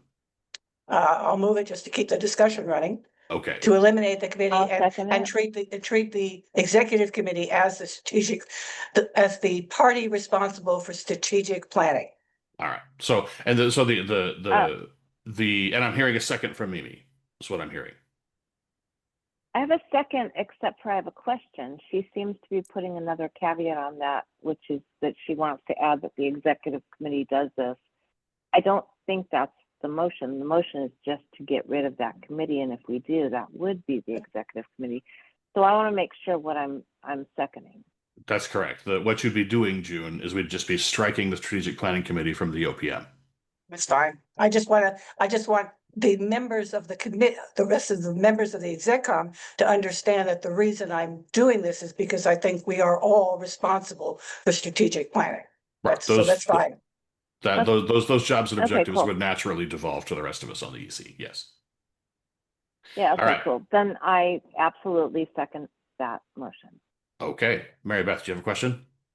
Oh, is there going to be, when is there a question about adding an opposition to the? I have opposing viewpoint. Okay. Well, we've got it's been moved and seconded, so this is a great time for debate. So if you have a concern, then voice it. Go ahead. Well, first of all, this executive committee has so much to do. When you have the strategic planning committee, you're getting help from a group of people who have a longer range vision. The executive committee changes over within every couple years, and strategic planning is built around long-term viewpoints. So I do not think that the executive committee should be all powerful over just that, because I think strategic is more longer term and held by people who can report to us anyway. We don't have to do what they say if we're on the committee. We just have to hear them, and they're doing the work of more longer planning. So that's my viewpoint as far as not eliminating it as at this point. Mary Beth, I have a question. Is there any greater longevity to a strategic planning committee than there is to the execcom itself? I mean, it seems like all of them can change at the very next convention. So I don't see how having a strategic planning committee implies more longevity than the executive committee itself. I guess I'm not expressing it as correctly then. I'm saying that the idea behind strategic planning is specifically for longer view of where the California Party is headed. And I don't think that with all that we're being asked to do on this committee, to have that as another piece of our pie, so to speak, is something that we should all adopt as part of our job. So I just think that to delegate that is a better way of approaching it. It's just So how do you see the strategic planning? Hold on, June. There's other people who are kind of in a queue here. Oh, Brian, you texted and then Mimi raised her hand. Brian, do you want to elaborate on this that you put in the chat, Brian, before I go to Mimi? Oh, yeah, I'll just mention that, a committee of this size can't write a doc. I mean, there have been strategic planning doc. The LNC had one in 2001. I think I've seen one from the LPCA before. That's the right thing. We should review it. We should just debate it. We should give direction. but I still think it'd be good to have a subcommittee, a committee to actually do the writing and the drafting and the clarifying. Okay, Mimi. All I was going to say is that currently I believe that in the operating procedures manual, it's not an ongoing committee because it is appointed by each new XCOM. So it's not really that. I personally believe that we do need to have a strategic plan going forward more, you know, out into the future, but I think that it's this committee that should be dealing with that. And then possibly after we do that, go further and do it out several years. But right now, the strategic planning committee, since it's been, you know, since it's been created, has not done anything. And I think that this committee right now should probably think further about it before we continue to do something that hasn't been done. And yeah, I know that I do histrionics, but I've been involved for a while, and I know that this hasn't worked. So I'd vote in favor of getting rid of it for right now until we really think about writing it in a better way than it is right now. Thank you. Joe, you have your hand up. Yeah. Looking at the language that we're proposing to delete, it's actually kind of odd. I don't think it does what people think it was imagine it would do. It is a committee that is appointed by the executive committee, but it does not report to the executive committee. Its charge is to develop and distribute to the membership a plan for long and short-term strategies for expanding the influence and membership of the party. It's almost like a bylaws committee or a program committee that's given this job to create a separate document. And I don't understand how that's supposed to work. I don't understand how it's supposed to work politically. The executive committee has no say in what they report. It could set up a situation where this strategic planning committee is pushing one strategy while the executive committee is trying to do something else. And I think that's not what people are assuming if they don't read this. They're assuming that it's supposed to be us delegating something that we're then going to act on. And that's not what it says. So I don't think the way it's even if we wanted to have a strategic planning committee to do long-term planning, I don't think this is what we would want. How would we would want it to operate? So I'm in favor of deleting it for now. If somebody comes up with a different vision of a strategic planning committee, then we can consider that. Alrighty, Mike Van Roy, I see that you typed here in the thing raising my hand to speak. However, Yeah, I as can't you figure out are how to- not part of the executive committee, that's not something that we can do Okay. unless somebody wants to move to make that happen. But I'll first, move to let Mike speak. I don't think we need to be restrictive. well, that's fair. I just want to make sure that we're, kind of doing this according to Hoyle. But first, I want to go to Dave, and then we'll talk about Mike. I was just thinking about some of the comments. Do we have an existing strategic plan that some previous committee did? And are there any members of that planning committee that we could recruit to provide continuity? Not that I know of. It sounds like no one knows. There was a strategic plan that was being developed when TJ Ferreira was with us. And I don't know what's happened to that, but I do know that it's been done before. Actually, at that time, Angela McCardle was the chair of that committee, and they were supposed to give us a strategic plan, and they never did. Oh, is that the secret strategic plan? Wasn't there a secret strategic plan that was it never happened? The best strategies are the secret ones. I posted a link to Angela's But- Substack. I'm not a subscriber, so I can't open the strategic plan, but it allegedly is there. Might be worth So looking at. I'm going to make a motion to recognize Mike Van Roy. I no longer need to be recognized. Can I chime in? I don't know how to raise my hand. Go ahead, Pat. Thank you, Mike. I think a strategic planning committee is very valuable. That's why I ran for chair. And I kind of think what we have right now, if you'll excuse me, is herding cats. and that a strategic planning committee that would put ideas up, because I have crazy ideas and I have good ideas and I always run them past people. You know, people who are my best critics are my best friends because they'll say that no, that's really stupid, or you know, maybe that'll work. But in other nonprofits, we've done exceptional. We've run TV ads. What else have we done? We've run billboards that got a half million hits on TikTok. And that's why I think the Libertarian Party can grow. If we have a strategic planning committee that will put ideas out there and let other people think about them, then I think we can grow, because I really don't see any growth ideas in this organization. I mean, the one thing that I always think of is the Pontiac Aztec, which was designed by committee and it was done so horribly to make everybody happy. There's no decisive, creative, um, boldness. We need the boldness, and the strategic planning committee could be bold. And if it's stupid, then we have a whole committee to tell them like that idea won't work. So, you know, I would say that the strategic planning committee needs to be revised and it needs to be invigorated. All So I right. wouldn't kill it. Oh, fair enough. We need to kind of bring this to a vote. Brandon, what do you have? So I agree with Pat, but also it's if we're having problems filling other committees, and no offense, but the LP is kind of small right now. We're kind of bare bone, like um, if we win an election, it's a miracle.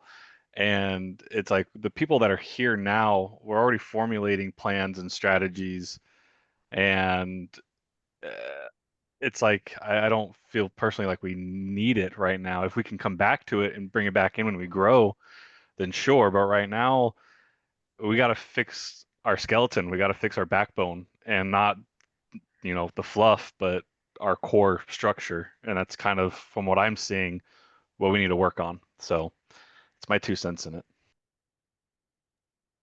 Alrighty.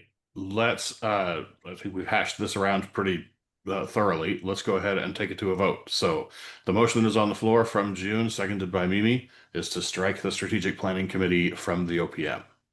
So let's go ahead, and Rebecca, if you just call this vote and we'll just yes or no it. Great. Pat, It's a no. me, Rebecca, I will vote yes. Mimi,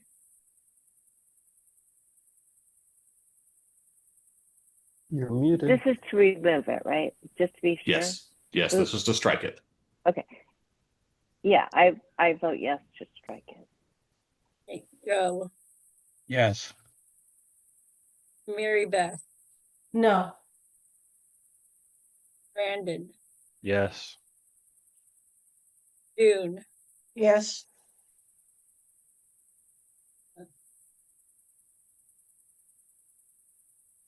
oh, I skipped Terry. Yes. Okay, Brian, Yes. Lawrence, No. Dave, No. Richard, Yes. Francisco, No. Paul, Yes.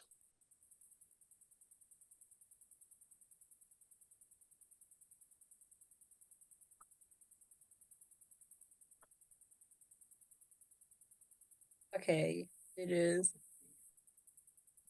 There was 9. Oh, wait, Lauren, you want to vote? Is the vote tied? No, it is not tied. There's 9 yes and 5 no. All right, then I'll abstain. Can I point out that I think the wording in the OPM is dangerous right now. I'm not really totally opposed to the prospect of creating a strategic committee, which is better defined and which has a responsibility to report to this committee. And if somebody who voted no on this wants to try and create that proposal, a definition and responsibilities and reporting for a new committee, that's something they might want to get on the agenda for November if they have wording. Okay. So the that motion then will carry. We'll go ahead and eliminate the Strategic Planning Committee from the OPM. Alrighty, so let's move forward into the next OPM change, which is to eliminate the recruiting committee and consolidate function into the membership committee. I believe this is Mark Hinkle's thing. He had some draft language for that was distributed to everyone ahead of time. Yes, Rebecca, you sent that out to everybody, right? Yes. Yes. Okay.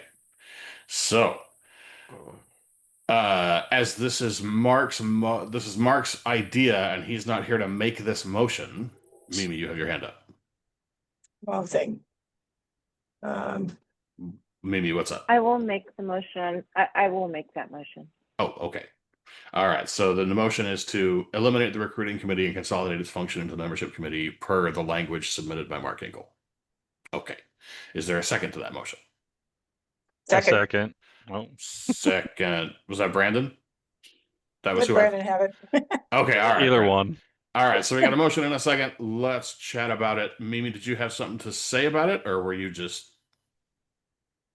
Oh, no, I do actually. I think that, you know, we don't have enough people to be on all these different committees, and the two committees are very aligned. In the past, we've had only one committee for that. June was one of the people that was against it originally because she wanted to be on just the recruitment committee, but I think that they do align. So I think it just makes sense. We don't have enough people to have, like, you know, multiple people on committees to be doing competing things. So yeah, I agree with Mark's proposal, and that's why I did it. Okay. June. I realize there's a lot of overlap on the committee, and we've already discussed this among people that are, I'm the only one who's not on both committees. My only concern about having them combined is I'm afraid that we'll get sidetracked into working on only one side or the other. That all the efforts will go into membership retainment, or they'll go into recruitment. And I think we need to be doing both. So if someone could figure out a way that we could make sure that we balanced our efforts to cover both areas, I wouldn't be suggesting we combine them. But my fear is that once we combine them, it's going to end up being membership or recruitment and not both. And I don't know how to solve that problem if we combine them. Well, if I may editorialize just a moment, we're libertarians and you can just do things. And so you're capable, anybody who wants to run recruiting from within the membership committee is more than welcome to do that. You just have to advocate for yourself and what you want to do and do it. The fighting to see who steers the committee in which direction is often just an exercise of going around in circles when you could just be doing it. So I'm going to refrain from editorializing, but I want to just put that out there. As one person, I don't feel like I can push it in another direction if everybody wants to. Well, but you don't have to push it in a direction. The point is that you don't have to push it in a direction. If there's something that you want to do for recruiting, you can go do it and advocate for yourself as a project and do it. You don't have to necessarily drag people with you, but if you're doing it and it's awesome, someone will join you, I hope. So let's go ahead and move along. Brandon and then Joe. Is that the hands I'm seeing? Yeah. So I'm currently working on both of these, and I'm doing the exact same thing for both. So it's like, for me, it's literally overlap. And, you know, anybody hopping in to this, it doesn't matter if you're going for membership or new recruitment, you're bringing numbers into the party, and that's kind of the end goal, is to keep people in, and it makes no sense to kind of split them up right now. So yeah. Okay, Joe. So I have basically the same concern I had before, and similar to what June said, that there are two related things here. They are related in that they both relate to getting our numbers up, but they are approaching different kinds of people, different audiences, different sets of targets, and that involves different kinds of communication, different assumes different kinds of backgrounds, and I'm afraid, as June said, that if we combine them into one committee, that that people are going to focus on one to the neglect of the other. it is absolutely true that there's some ways that they are the same, and there's nothing to stop somebody from being a member of both committees right now if they want to work on the same aspect of both. But I am not at all reassured by the comment I just heard from the previous speaker, who said, it doesn't matter whether we recruit new people or retain old people. I absolutely think it matters. I think that's exactly the attitude I'm afraid of having. If this committee is composed of people who think it doesn't matter, then one of these things is going to get neglected, because one of them is going to appear to be easier to do at any given time, and they're going to focus on that.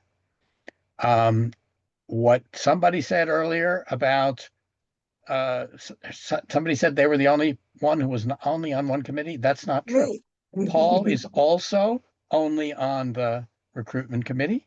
He's not on the membership committee. Mark Hinkle is only on the membership committee and not on the recruitment committee. And I think that those people, like June, actually have preferences about what they'd like to work on. There's a couple of other people there. Well, Brandon is somebody who's on both, but he's only on one of them ex officio as an area coordinator. He might have wanted to be on it too. I don't know. But I would like to hear from those people, Paul, June, and Mark, if he were here. Do you think you'd be able to pursue the strategies, approaches, styles of communication and such that are needed for your particular interest in the context of a combined committee? Do you think, like June and Paul, who are those are the ones who are here, do you think, since you're more interested in recruiting new people, do you think you would be prevented from doing those things, or could you, since you have a drive to do those things, would you be able to do those in the context of a combined committee? Given that this consolidation was Mark Hinkle's idea, I think that he has made his opinion pretty clear. Okay, well, what about Paul? You had your hand up real quick. Did you take it back down? Would you want to jump back in, or do I Paul go to and June? Well, I'm confused. I thought I was in both membership and recruitment committees. I did too. Oh, you are. I'm sorry. It's on a different line. You're right. Okay. So as far as I'm concerned, if we can get somebody on the membership committee to actually volunteer to chair the thing and start having some meetings, far be it for me to be the volunteer for that. But I think if we have members on the committee who are willing to divvy up the two different tasks, I don't see an issue with that.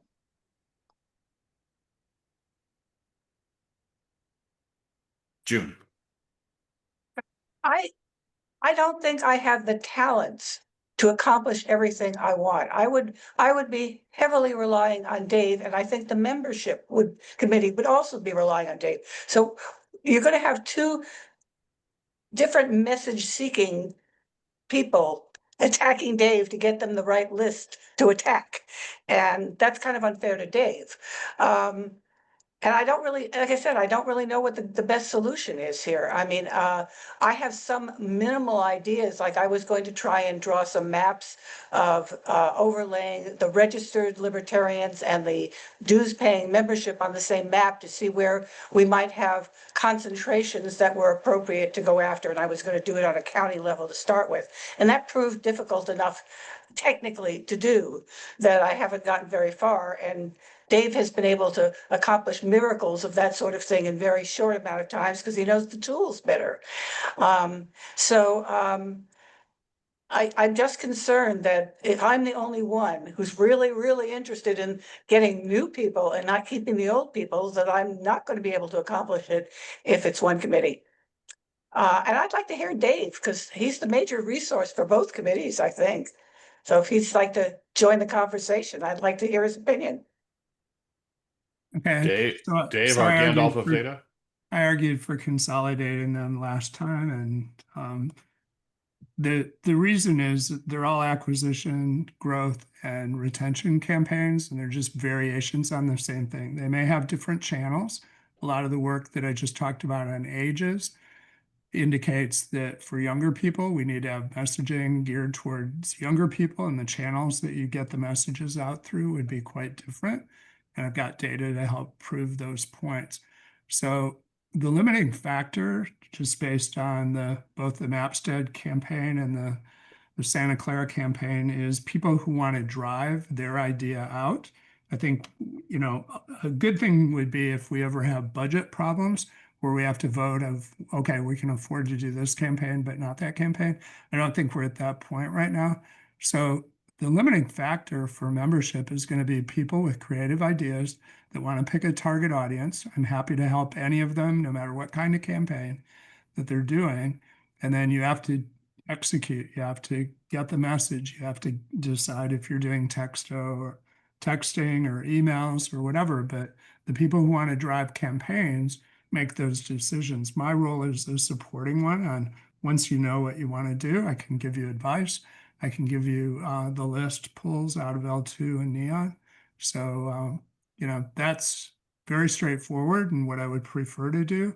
But all the rest of it, if you have an idea, I remember Ted Brown, he who proposes disposes. So if June has a great idea on one angle and Brandon wants to go another way, we can probably do both. All righty. Any further commentary before we bring this thing to a vote? All righty. Let's go ahead and I have a question, which may or may not be appropriate. Well, I won't bother with my hand. In the past, the membership committee has focused on phone calling to existing members who are no longer, people who are no longer members. And it's been mostly phone emphasis, not anything that would be like email campaigns or postcards or anything like that. I'm wondering, since I'm not on the membership committee, what the feelings of the current membership people is and how they want to go about the retention of these expired members, because that's where I see a functional difference. That's one of the reasons I didn't want to be on membership, because I saw it as making a bunch of phone calls, which is something I don't like to do. So I'd like to hear from people who are more on the membership side. Yeah, we talked about that. So Mark Hinkle had been doing phone calls. Paul was starting to do a few, but I don't think either of them advocate for that's the only channel outreach. The notes indicate a variety of other options for doing outreach by channel. So if you read the notes I sent out on that, you'll get an answer to your question. Yes, as I recall, Dave was suggesting that we use different methods, email, phone, and texting, depending on the audience. And the age. Yeah. Mimi, you have your hand up. Yes, I just wanted to note that there has been people that have left, and it should probably be noted in the minutes. Oh, you're right. Looks like Mary Beth is no longer with us. Yeah, it seems like we have less members, so it should be noted in the minutes. I'm a secretary at heart. So, yeah. Can we call the question? Yeah, let's bring it to a vote. And yeah, I'll call the question. It looks like Mary Beth is the only one who has left. So Mary Beth is not here. All right. So, Rebecca, let's go ahead and vote on this thing. Okay. So just to review what we're voting on, a yes vote eliminates the recruiting committee and consolidates its function into the membership committee per the language that has been drafted and sent to everybody. Go ahead, Rebecca. All right, Pat.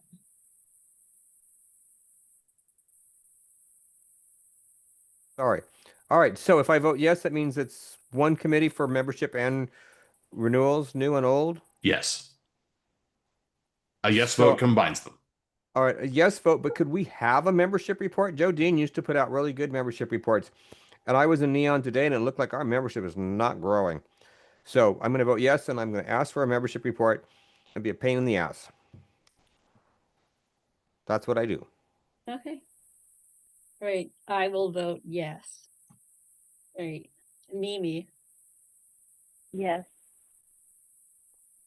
Joe. I'll vote yes.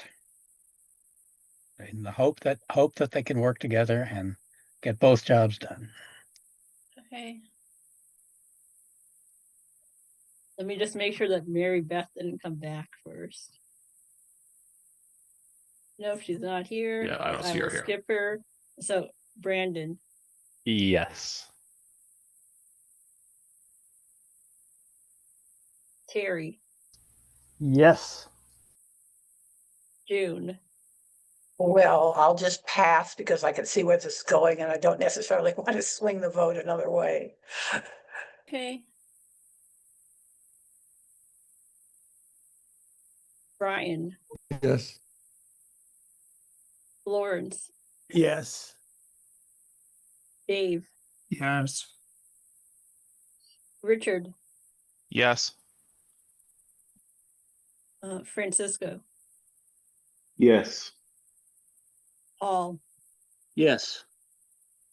Okay, June, do you want to vote or No, still I'll pass? just, I'll, you know, what's one no Huh? vote to be?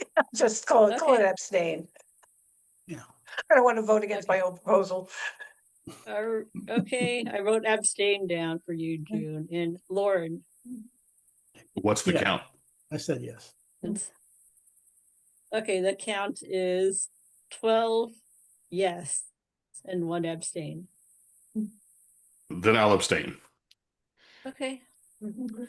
All right, so that'll carry. We'll go ahead and replace the OPM language there with Mark's submission, eliminating the recruiting committee and consolidating its function into the membership committee. Alrighty, so moving right along. Nation Builder. I am in communication with TJ. He is planning to attend our November meeting to pitch us all on Nation Builder and break out the costs and so on, and then we'll be able to weigh those going forward. The work proceeds to try and figure out how much we're paying for our current services. Some of that is a little opaque. So the Mimi, you and I need to get together and figure out how much things like Neon are costing, because they seem pretty cagey about that. So so we need to figure out where that Yeah, information is. I think you and I need to have a meeting to go over all that stuff. Sure. I think Do you have any idea how much it costs? And I have a feeling the problem is not Neon; it's the way it was constructed. It's a database management system, and it's rather chaotic, based on how it's been set up by multiple people who have been in there, and so I don't think we're treating it fairly. I have a really good idea of how it's set up. I do. Okay, but it's very confusing to go in there, and it's, and I don't think, I'm just Nation saying, Builder. as far as the cost that Lauren is talking about, he and I can talk about that. We can bring it back to this committee. All right, but I think it's the problem But with as far as how with it's set up, that's a different situation. Yeah, I mean it's not the software, it's us, the users, have created so many confusing modules and all that shit that it makes the information is not in one central place. It does seem like there's room for some trainings and so on. For what it's worth, I periodically get notifications from Neon and L2 for that matter about webinars and trainings and things that they're holding for that. As I get those, I'll go ahead and forward to the membership committee. Who should do you guys want those on the whole XCOM? Yes. As those come to me, do you want me to send those to the whole XCOM for those who are maybe interested? It's one more email, Terry. Can you do it? Yes, Yeah. I think that's necessary, particularly in this case. All I've looked at Nation Builder, I've looked at other things, and we need to, again, do a cost-benefit analysis of both of them. Fair. All right. Yeah, it's not just a matter of cost. I mean, I find Neon, I'm worried about Neon. It does not seem to have a structured access capability. Maybe I'm wrong, but from what I can see, if you have access to Neon, you can do anything. And really, there need to be people who can make changes, and there need to be people who can extract information. And there are different levels of functionality. And I don't see that Neon's giving us that. And I haven't seen anything in the webinar so far that would teach me anything about that. It may just be the way we set it up, or it may be inherent in Neon. And I'm concerned about that. Okay, Mimi. keeping in mind that we're I kind of can do wandering a off our topic here. training. I can do a training on Neon. I'm very, very proficient with Neon. If people need a training with Neon, we can set that up. I'm just saying, people are not understanding it. I'm It needs to very be set proficient. up coherently. It's just like a million different things. That's Again, fair. I can do a training. I don't want to go into all of this stuff tonight because this isn't Right. a training, but I can do a training. How much if time do you people need, need and that. could we do it in November? Well, We can figure that out. I mean, people just, contact me. We'll figure out a training. yeah, I think that's kind of the way to do that. Joe is waving his hand, and then Paul. So to make a meaningful evaluation of switching to Nation Builder, or in more generally, to compare any two different systems to meet our needs, we have to consider both the capabilities of these systems, which is what people are getting at here, of does it have access control and things like that, and maybe it does. But different systems take different approaches to that, and the cost. We got to have both of those. And if we don't have both of those, we're not going to be able to make a reasonable evaluation. So I think between now and the November meeting, somebody has to collect that information together in a way that we can put them side by side. I know a bunch about how Nation Builder prices things because we use it here. And it's possible that Neon has similar factors that go into how much you pay. There can be, on this kind of system, there can be charging by the amount of activity, by the number of records, by adding some features that may have but may cost extra. Unless we have all of that information collected together in a form that we can understand, we're not going to be able to do an apples to apples comparison. We're going to have somebody saying this costs this much and it does X. Somebody else says this one costs that much and it does Y. And what if X and Y are not the same thing, we're not going to know whether the prices are, it could be that, well, we could get that additional feature with the first one if we paid a little more, or it could be we could get this one for half price if we gave out some features. Unless we have the combination of capabilities and price, like in a table, one next to each other, we're not going to be able to, people are just going to be talking past each other. We need to have a comparable information about the two approaches. And it would be best if we had that from both sides before the meeting so we can look at it. Alrighty, Paul. Yeah, I've worked with Neon, and I've tried to work with Nation Builder. Nation Builder we had during the campaign to get Jeff Hewitt elected to Riverside County Board of Supervisors, and then Neon I worked on as both secretary and treasurer. And my own personal experience is that the learning curve for Nation Builder was a whole lot steeper than Neon, but like Mimi said, she can provide some training. She was very, very helpful to me when I was secretary and treasurer to deal with all that stuff. And so, but I think I agree with Joe that we need to be able to get the costs and all those other issues laid out side by side before we make a decision. Alrighty, Mimi, and there's not really anything to vote on here, so just. Yeah, there's not. So I was just going to say that I think that right now this is a conversation that's gone a long ways. I can provide information on the cost stuff before our next meeting, but I would say that we've talked this out completely for this meeting. That's what I want to say. So, except for Joe has his hand up. So, well, I have a question. won't. The thing that was on the agenda said here, Nation Builder, TJ will be pitching at November meeting.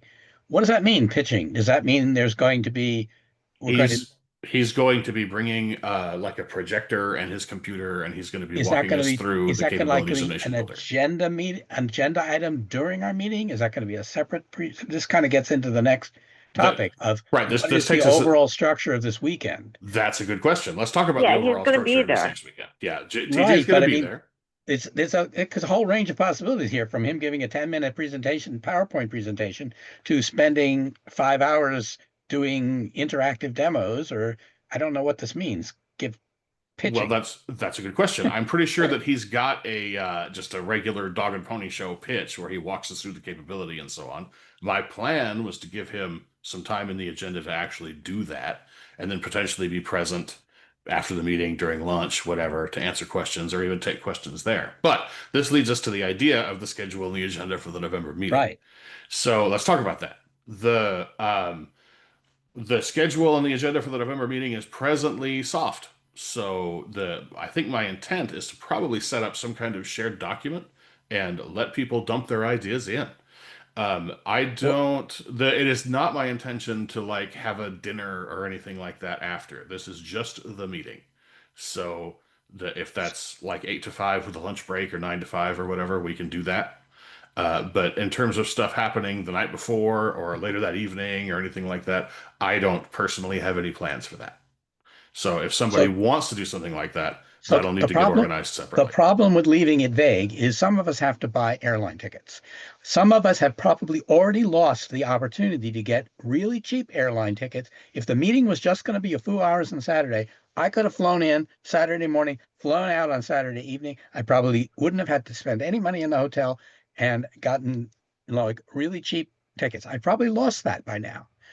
I don't want to go and buy airline tickets for a particular time and then find out I have to leave when when somebody's added, oh, in the evening, we're going to have a big discussion of Nation Builder versus Neon.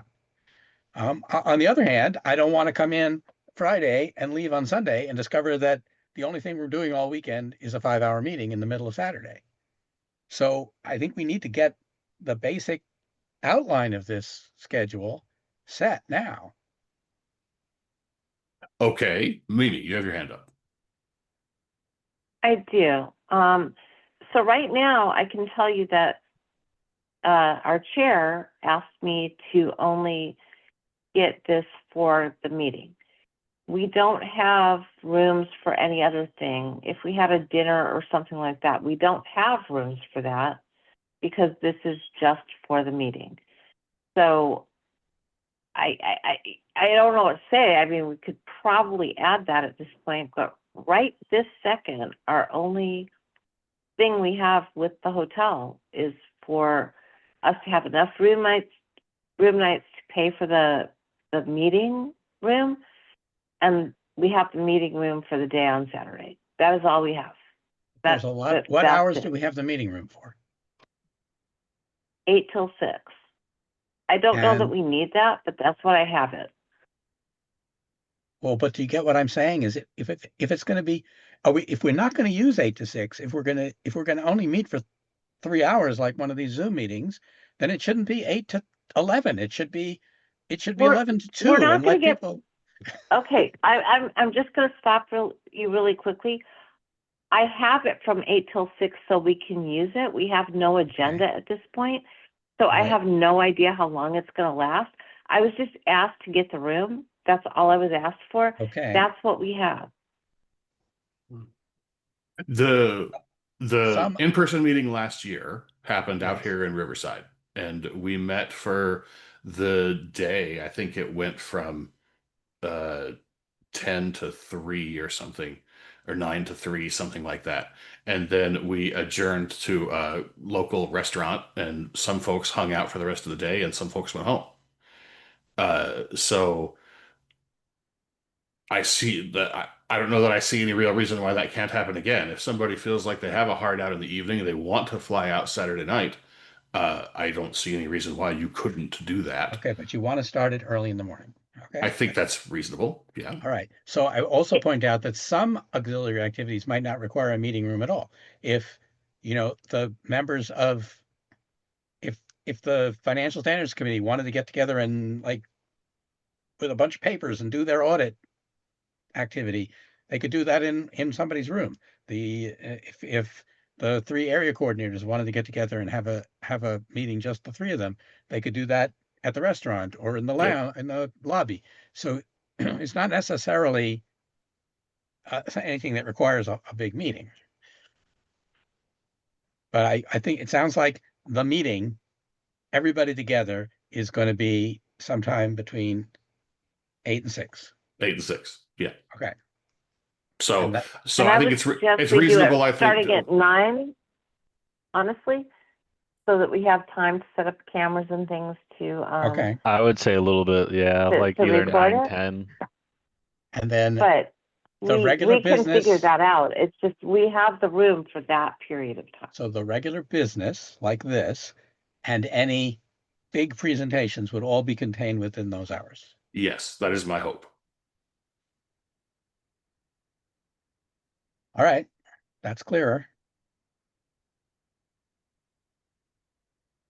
So is Dave, you have your finger up. Yeah, I had offered a couple times if you wanted an educational session for an hour on marketing 101 for libertarians, that would get us on the same page with vocabulary and techniques for campaigns in the membership area. I think it would be beneficial for everybody, but especially for the membership committee. I'm more than willing to do that. I think that's a really good idea. I know Dave's data wizardry is the X factor for a lot of projects, and it would be wise for us to all be speaking the same language as that goes. Oh, June dropped out. That's what happened. I wondered why my panels changed. I'm letting June back in the meeting. Okay, here we go. June's back. My other suggestion, I think, Lauren, you're maybe a little too optimistic on the NDA reaching closure by that meeting. I think that could be a topic for probably a half an hour. Okay.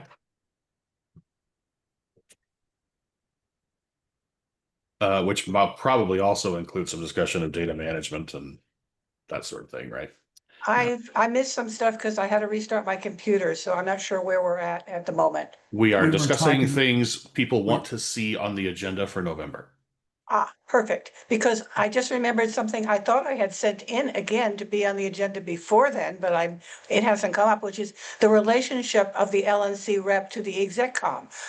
We have never heard anything official from our from our LNC rep as a report to the executive committee. All I know about what's been going on, I've learned from Mimi, who's talked to the reps and then told us what she knows.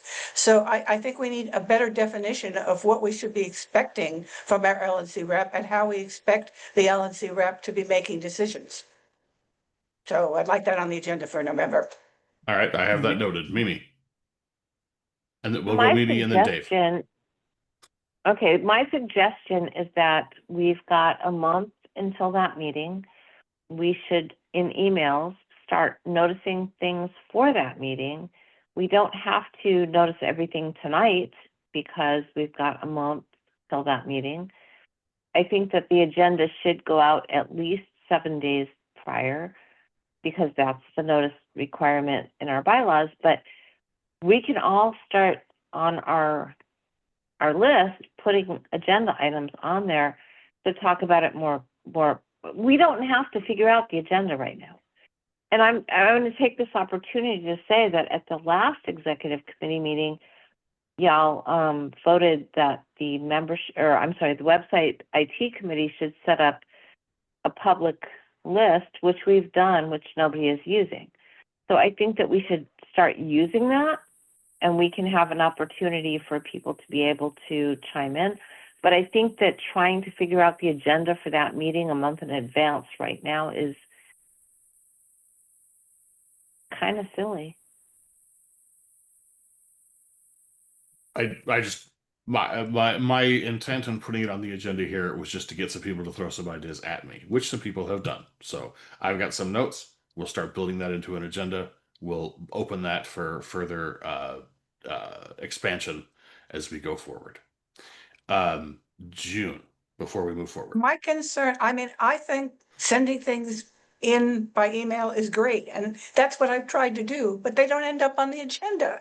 And there's no tracking of that, and then the agenda comes out so late that there's no time to remember what didn't get in that you tried to get in. So if we could get the agenda at least earlier, there'd be more time to find out what fell into the black holes in the way of the stuff we thought we sent in and requested. So, and as Minnie said, I think 7 days really ought to be the requirement for the preliminary agenda. And it's a preliminary agenda at that point. And then we'd have time to say, oops, you forgot about this. That's it. Fair. All right. Anybody else got something to say? Oh, Dave. Yeah, can the LNC rep come to the meeting and explain what's going on at National? I think that sounds like a great idea. It's in my notes. All right. Anybody else? I can tell you that at least the alternate will be there. Well, there you go. Okay. All right. Anything else? No, we're good. Okay. All right, then where are we? We have an extra thing because we amended the agenda. Let's talk about the EIN Press Wire test subscription. I think we should hear from Wesley. Wesley sent us all the price sheet for that. Wesley, are you still with us? Uh-oh. I am still here. He Sorry. dropped out. Wesley's still here. Oh, he All is right. Got there. me just Good. as I was putting trail mix into my mouth and trying to take a drink of water. Give me one quick second. By all means, get yourself carb loaded, and then we can launch into this. All right.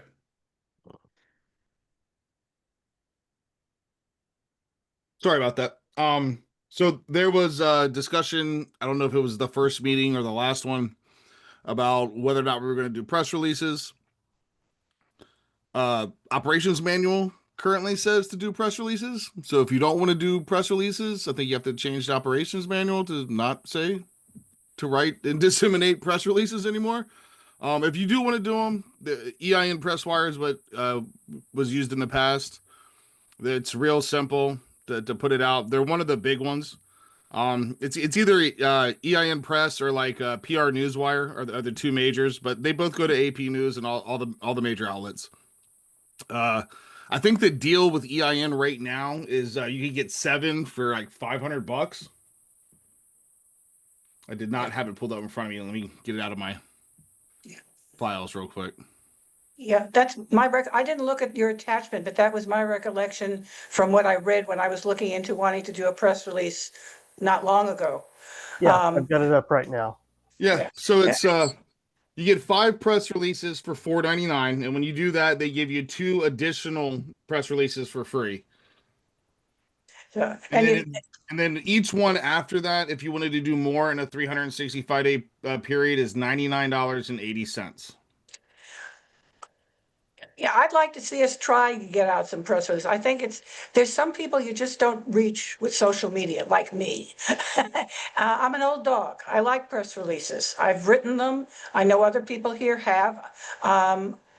And I think it would be good for the committee to try and get into maybe getting out at least one a month and use this as an experiment to see how effective it is. Well, I mean, basically, we could all be out of a job in February, so this is the time to try things and see if they're working. And we haven't tried press releases in a long time. So I'd like to see them get the money for that trial. My concern, I think, is budget. I don't know that we have anything budgeted for this, but we can certainly look. We don't have anything budgeted for communications? I don't know what the budget is. But Mimi's got her hand up. Okay, so I've been looking at the budget. I don't know that we have anything for that right now. I think that right now we don't have anything that we want to send a press release out on, but unless somebody has something right this second they want a press release on. There was something last meeting that I had written one. I'm sorry? The Prop 50 town halls that we're posting, that could use a press release. Has anybody written? Okay, let me just back up. Let me finish. If we want to do that, we can do that. I wrote a press release, last month for something. It didn't end up happening. I mean, if you guys want to, have the way the EIN works is it's not like a trial membership. You pay for so many press releases. That's how you do it. We've had it in the past. That's how you do it. If you want to like amend, what the motion would be to make a motion to basically amend the budget to add this new budget item that we can use if we need to. So here's what I'm going to do. I'm going to make a motion that we can use up to $300 for a press release for a test thing for Prop 50. That's my motion. Well, there's other things I'd like to see us get our press releases on. There's going to be another No Kings Day, I think, on the 18th. And I think that's something we have something to say about too. And I think there's likely to be other Okay, things. then I rescind my motion, and I rescind my motion. I thought didn't we make a heard that it motion. had to It be wasn't a- seconded, so. Is that you there, had to isn't buy there a copy. communications committee that should like be in charge of this? Because who's going to write the press release? Who's going to take the initiative? Right. Well, I think Okay, I have a my new concern motion. is okay. What is My your new motion is to give the Communications and Marketing Committee a budget of up to $500 to decide what they want to do for press releases in the short term. Much better. Second. All right, so did I hear the motion then from Mimi and a second from Paul? Was that you, Paul? Yes. Okay. All right. Does anyone want to discuss this further before we move this to a vote? Does everybody understand the motion? Yep. Okay. Is there any objection to that? Question, I don't have the charge sheet in front of me at the moment. Does $500 get us to 5 and 7, or is that only going to get us Yes. to? Okay, that's fine. Okay. All right. So, Joe. I'm not going to oppose this, but I am uneasy about making any decision committing funds when I don't feel like we have a good picture of what's going on with our finances. I know there was a treasurer's report a month ago or something, but I looked at it. I did not get a sense from that of really what our financial picture looks like. What I mean by that is I don't have a sense of how we're doing overall on a year-by-year basis with sustainable revenue and expected spending.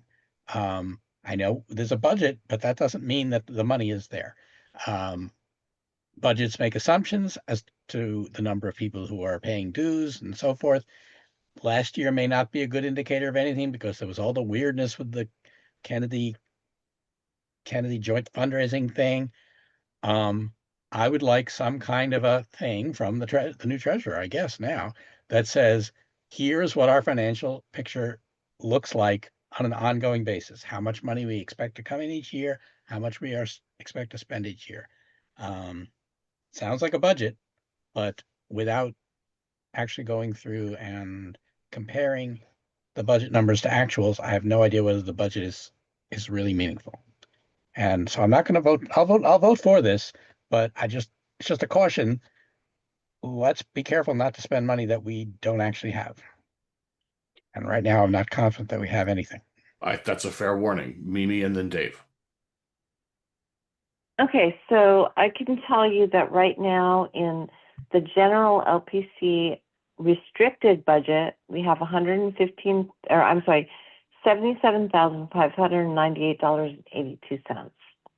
In our unrestricted budget, which is the CSC and the FSC, those are the two candidate support committee things, we have $37,971.31.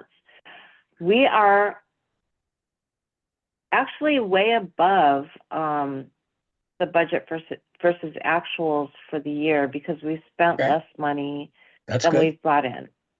I don't know that it's completely accurate because I think that there's things that haven't been done right now with the with our books, but we do have money right now.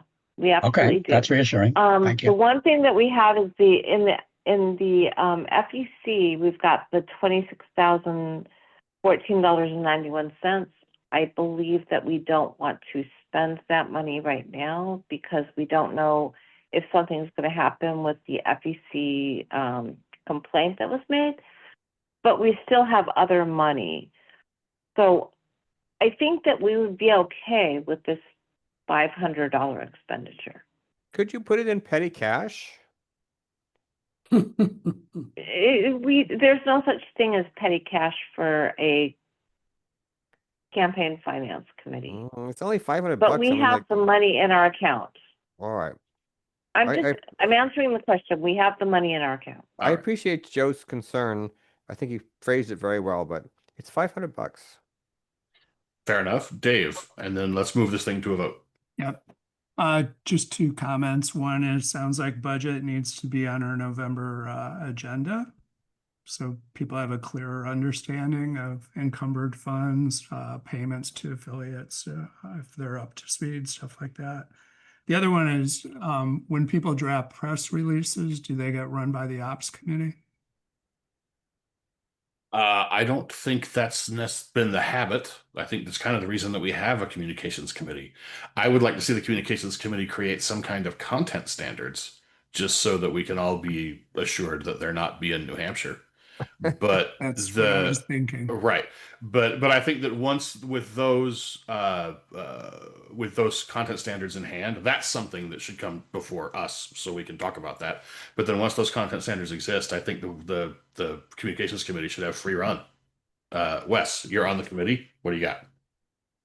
So yeah, I'm in the middle of writing the content standards as well as a comprehensive social marketing plan to kind of run us through the next 5 to 6 months.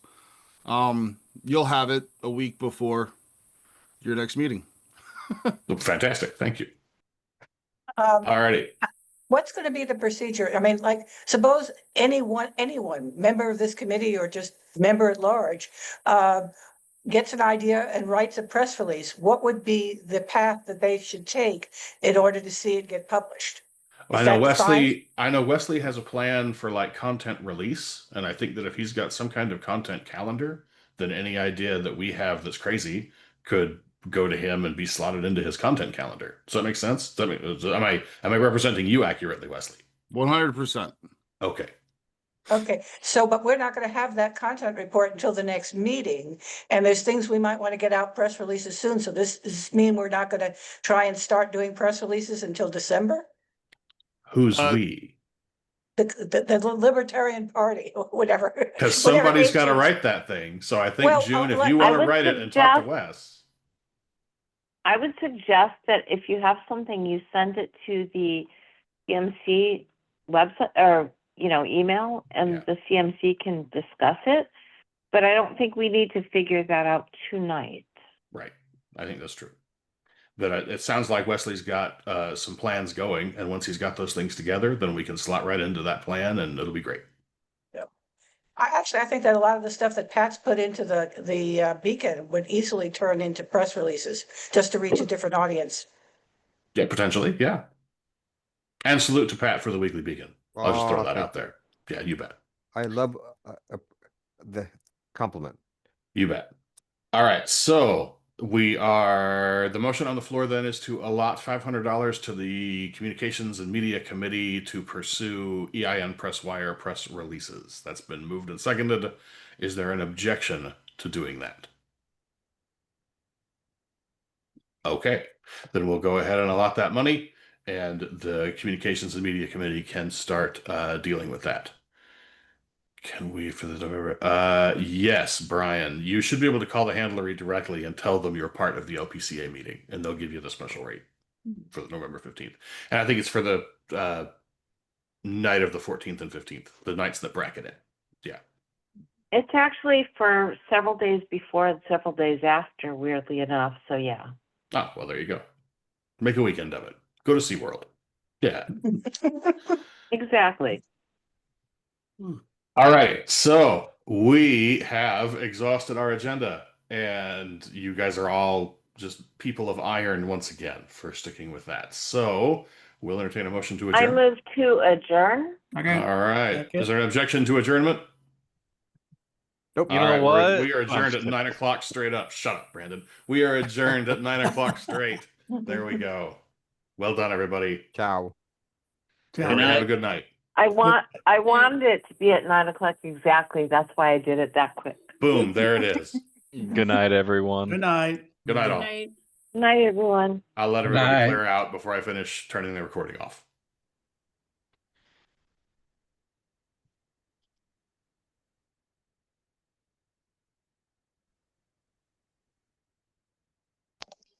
I guess we're alone now.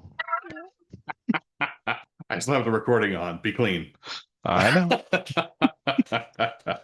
You have a good night, man. See ya.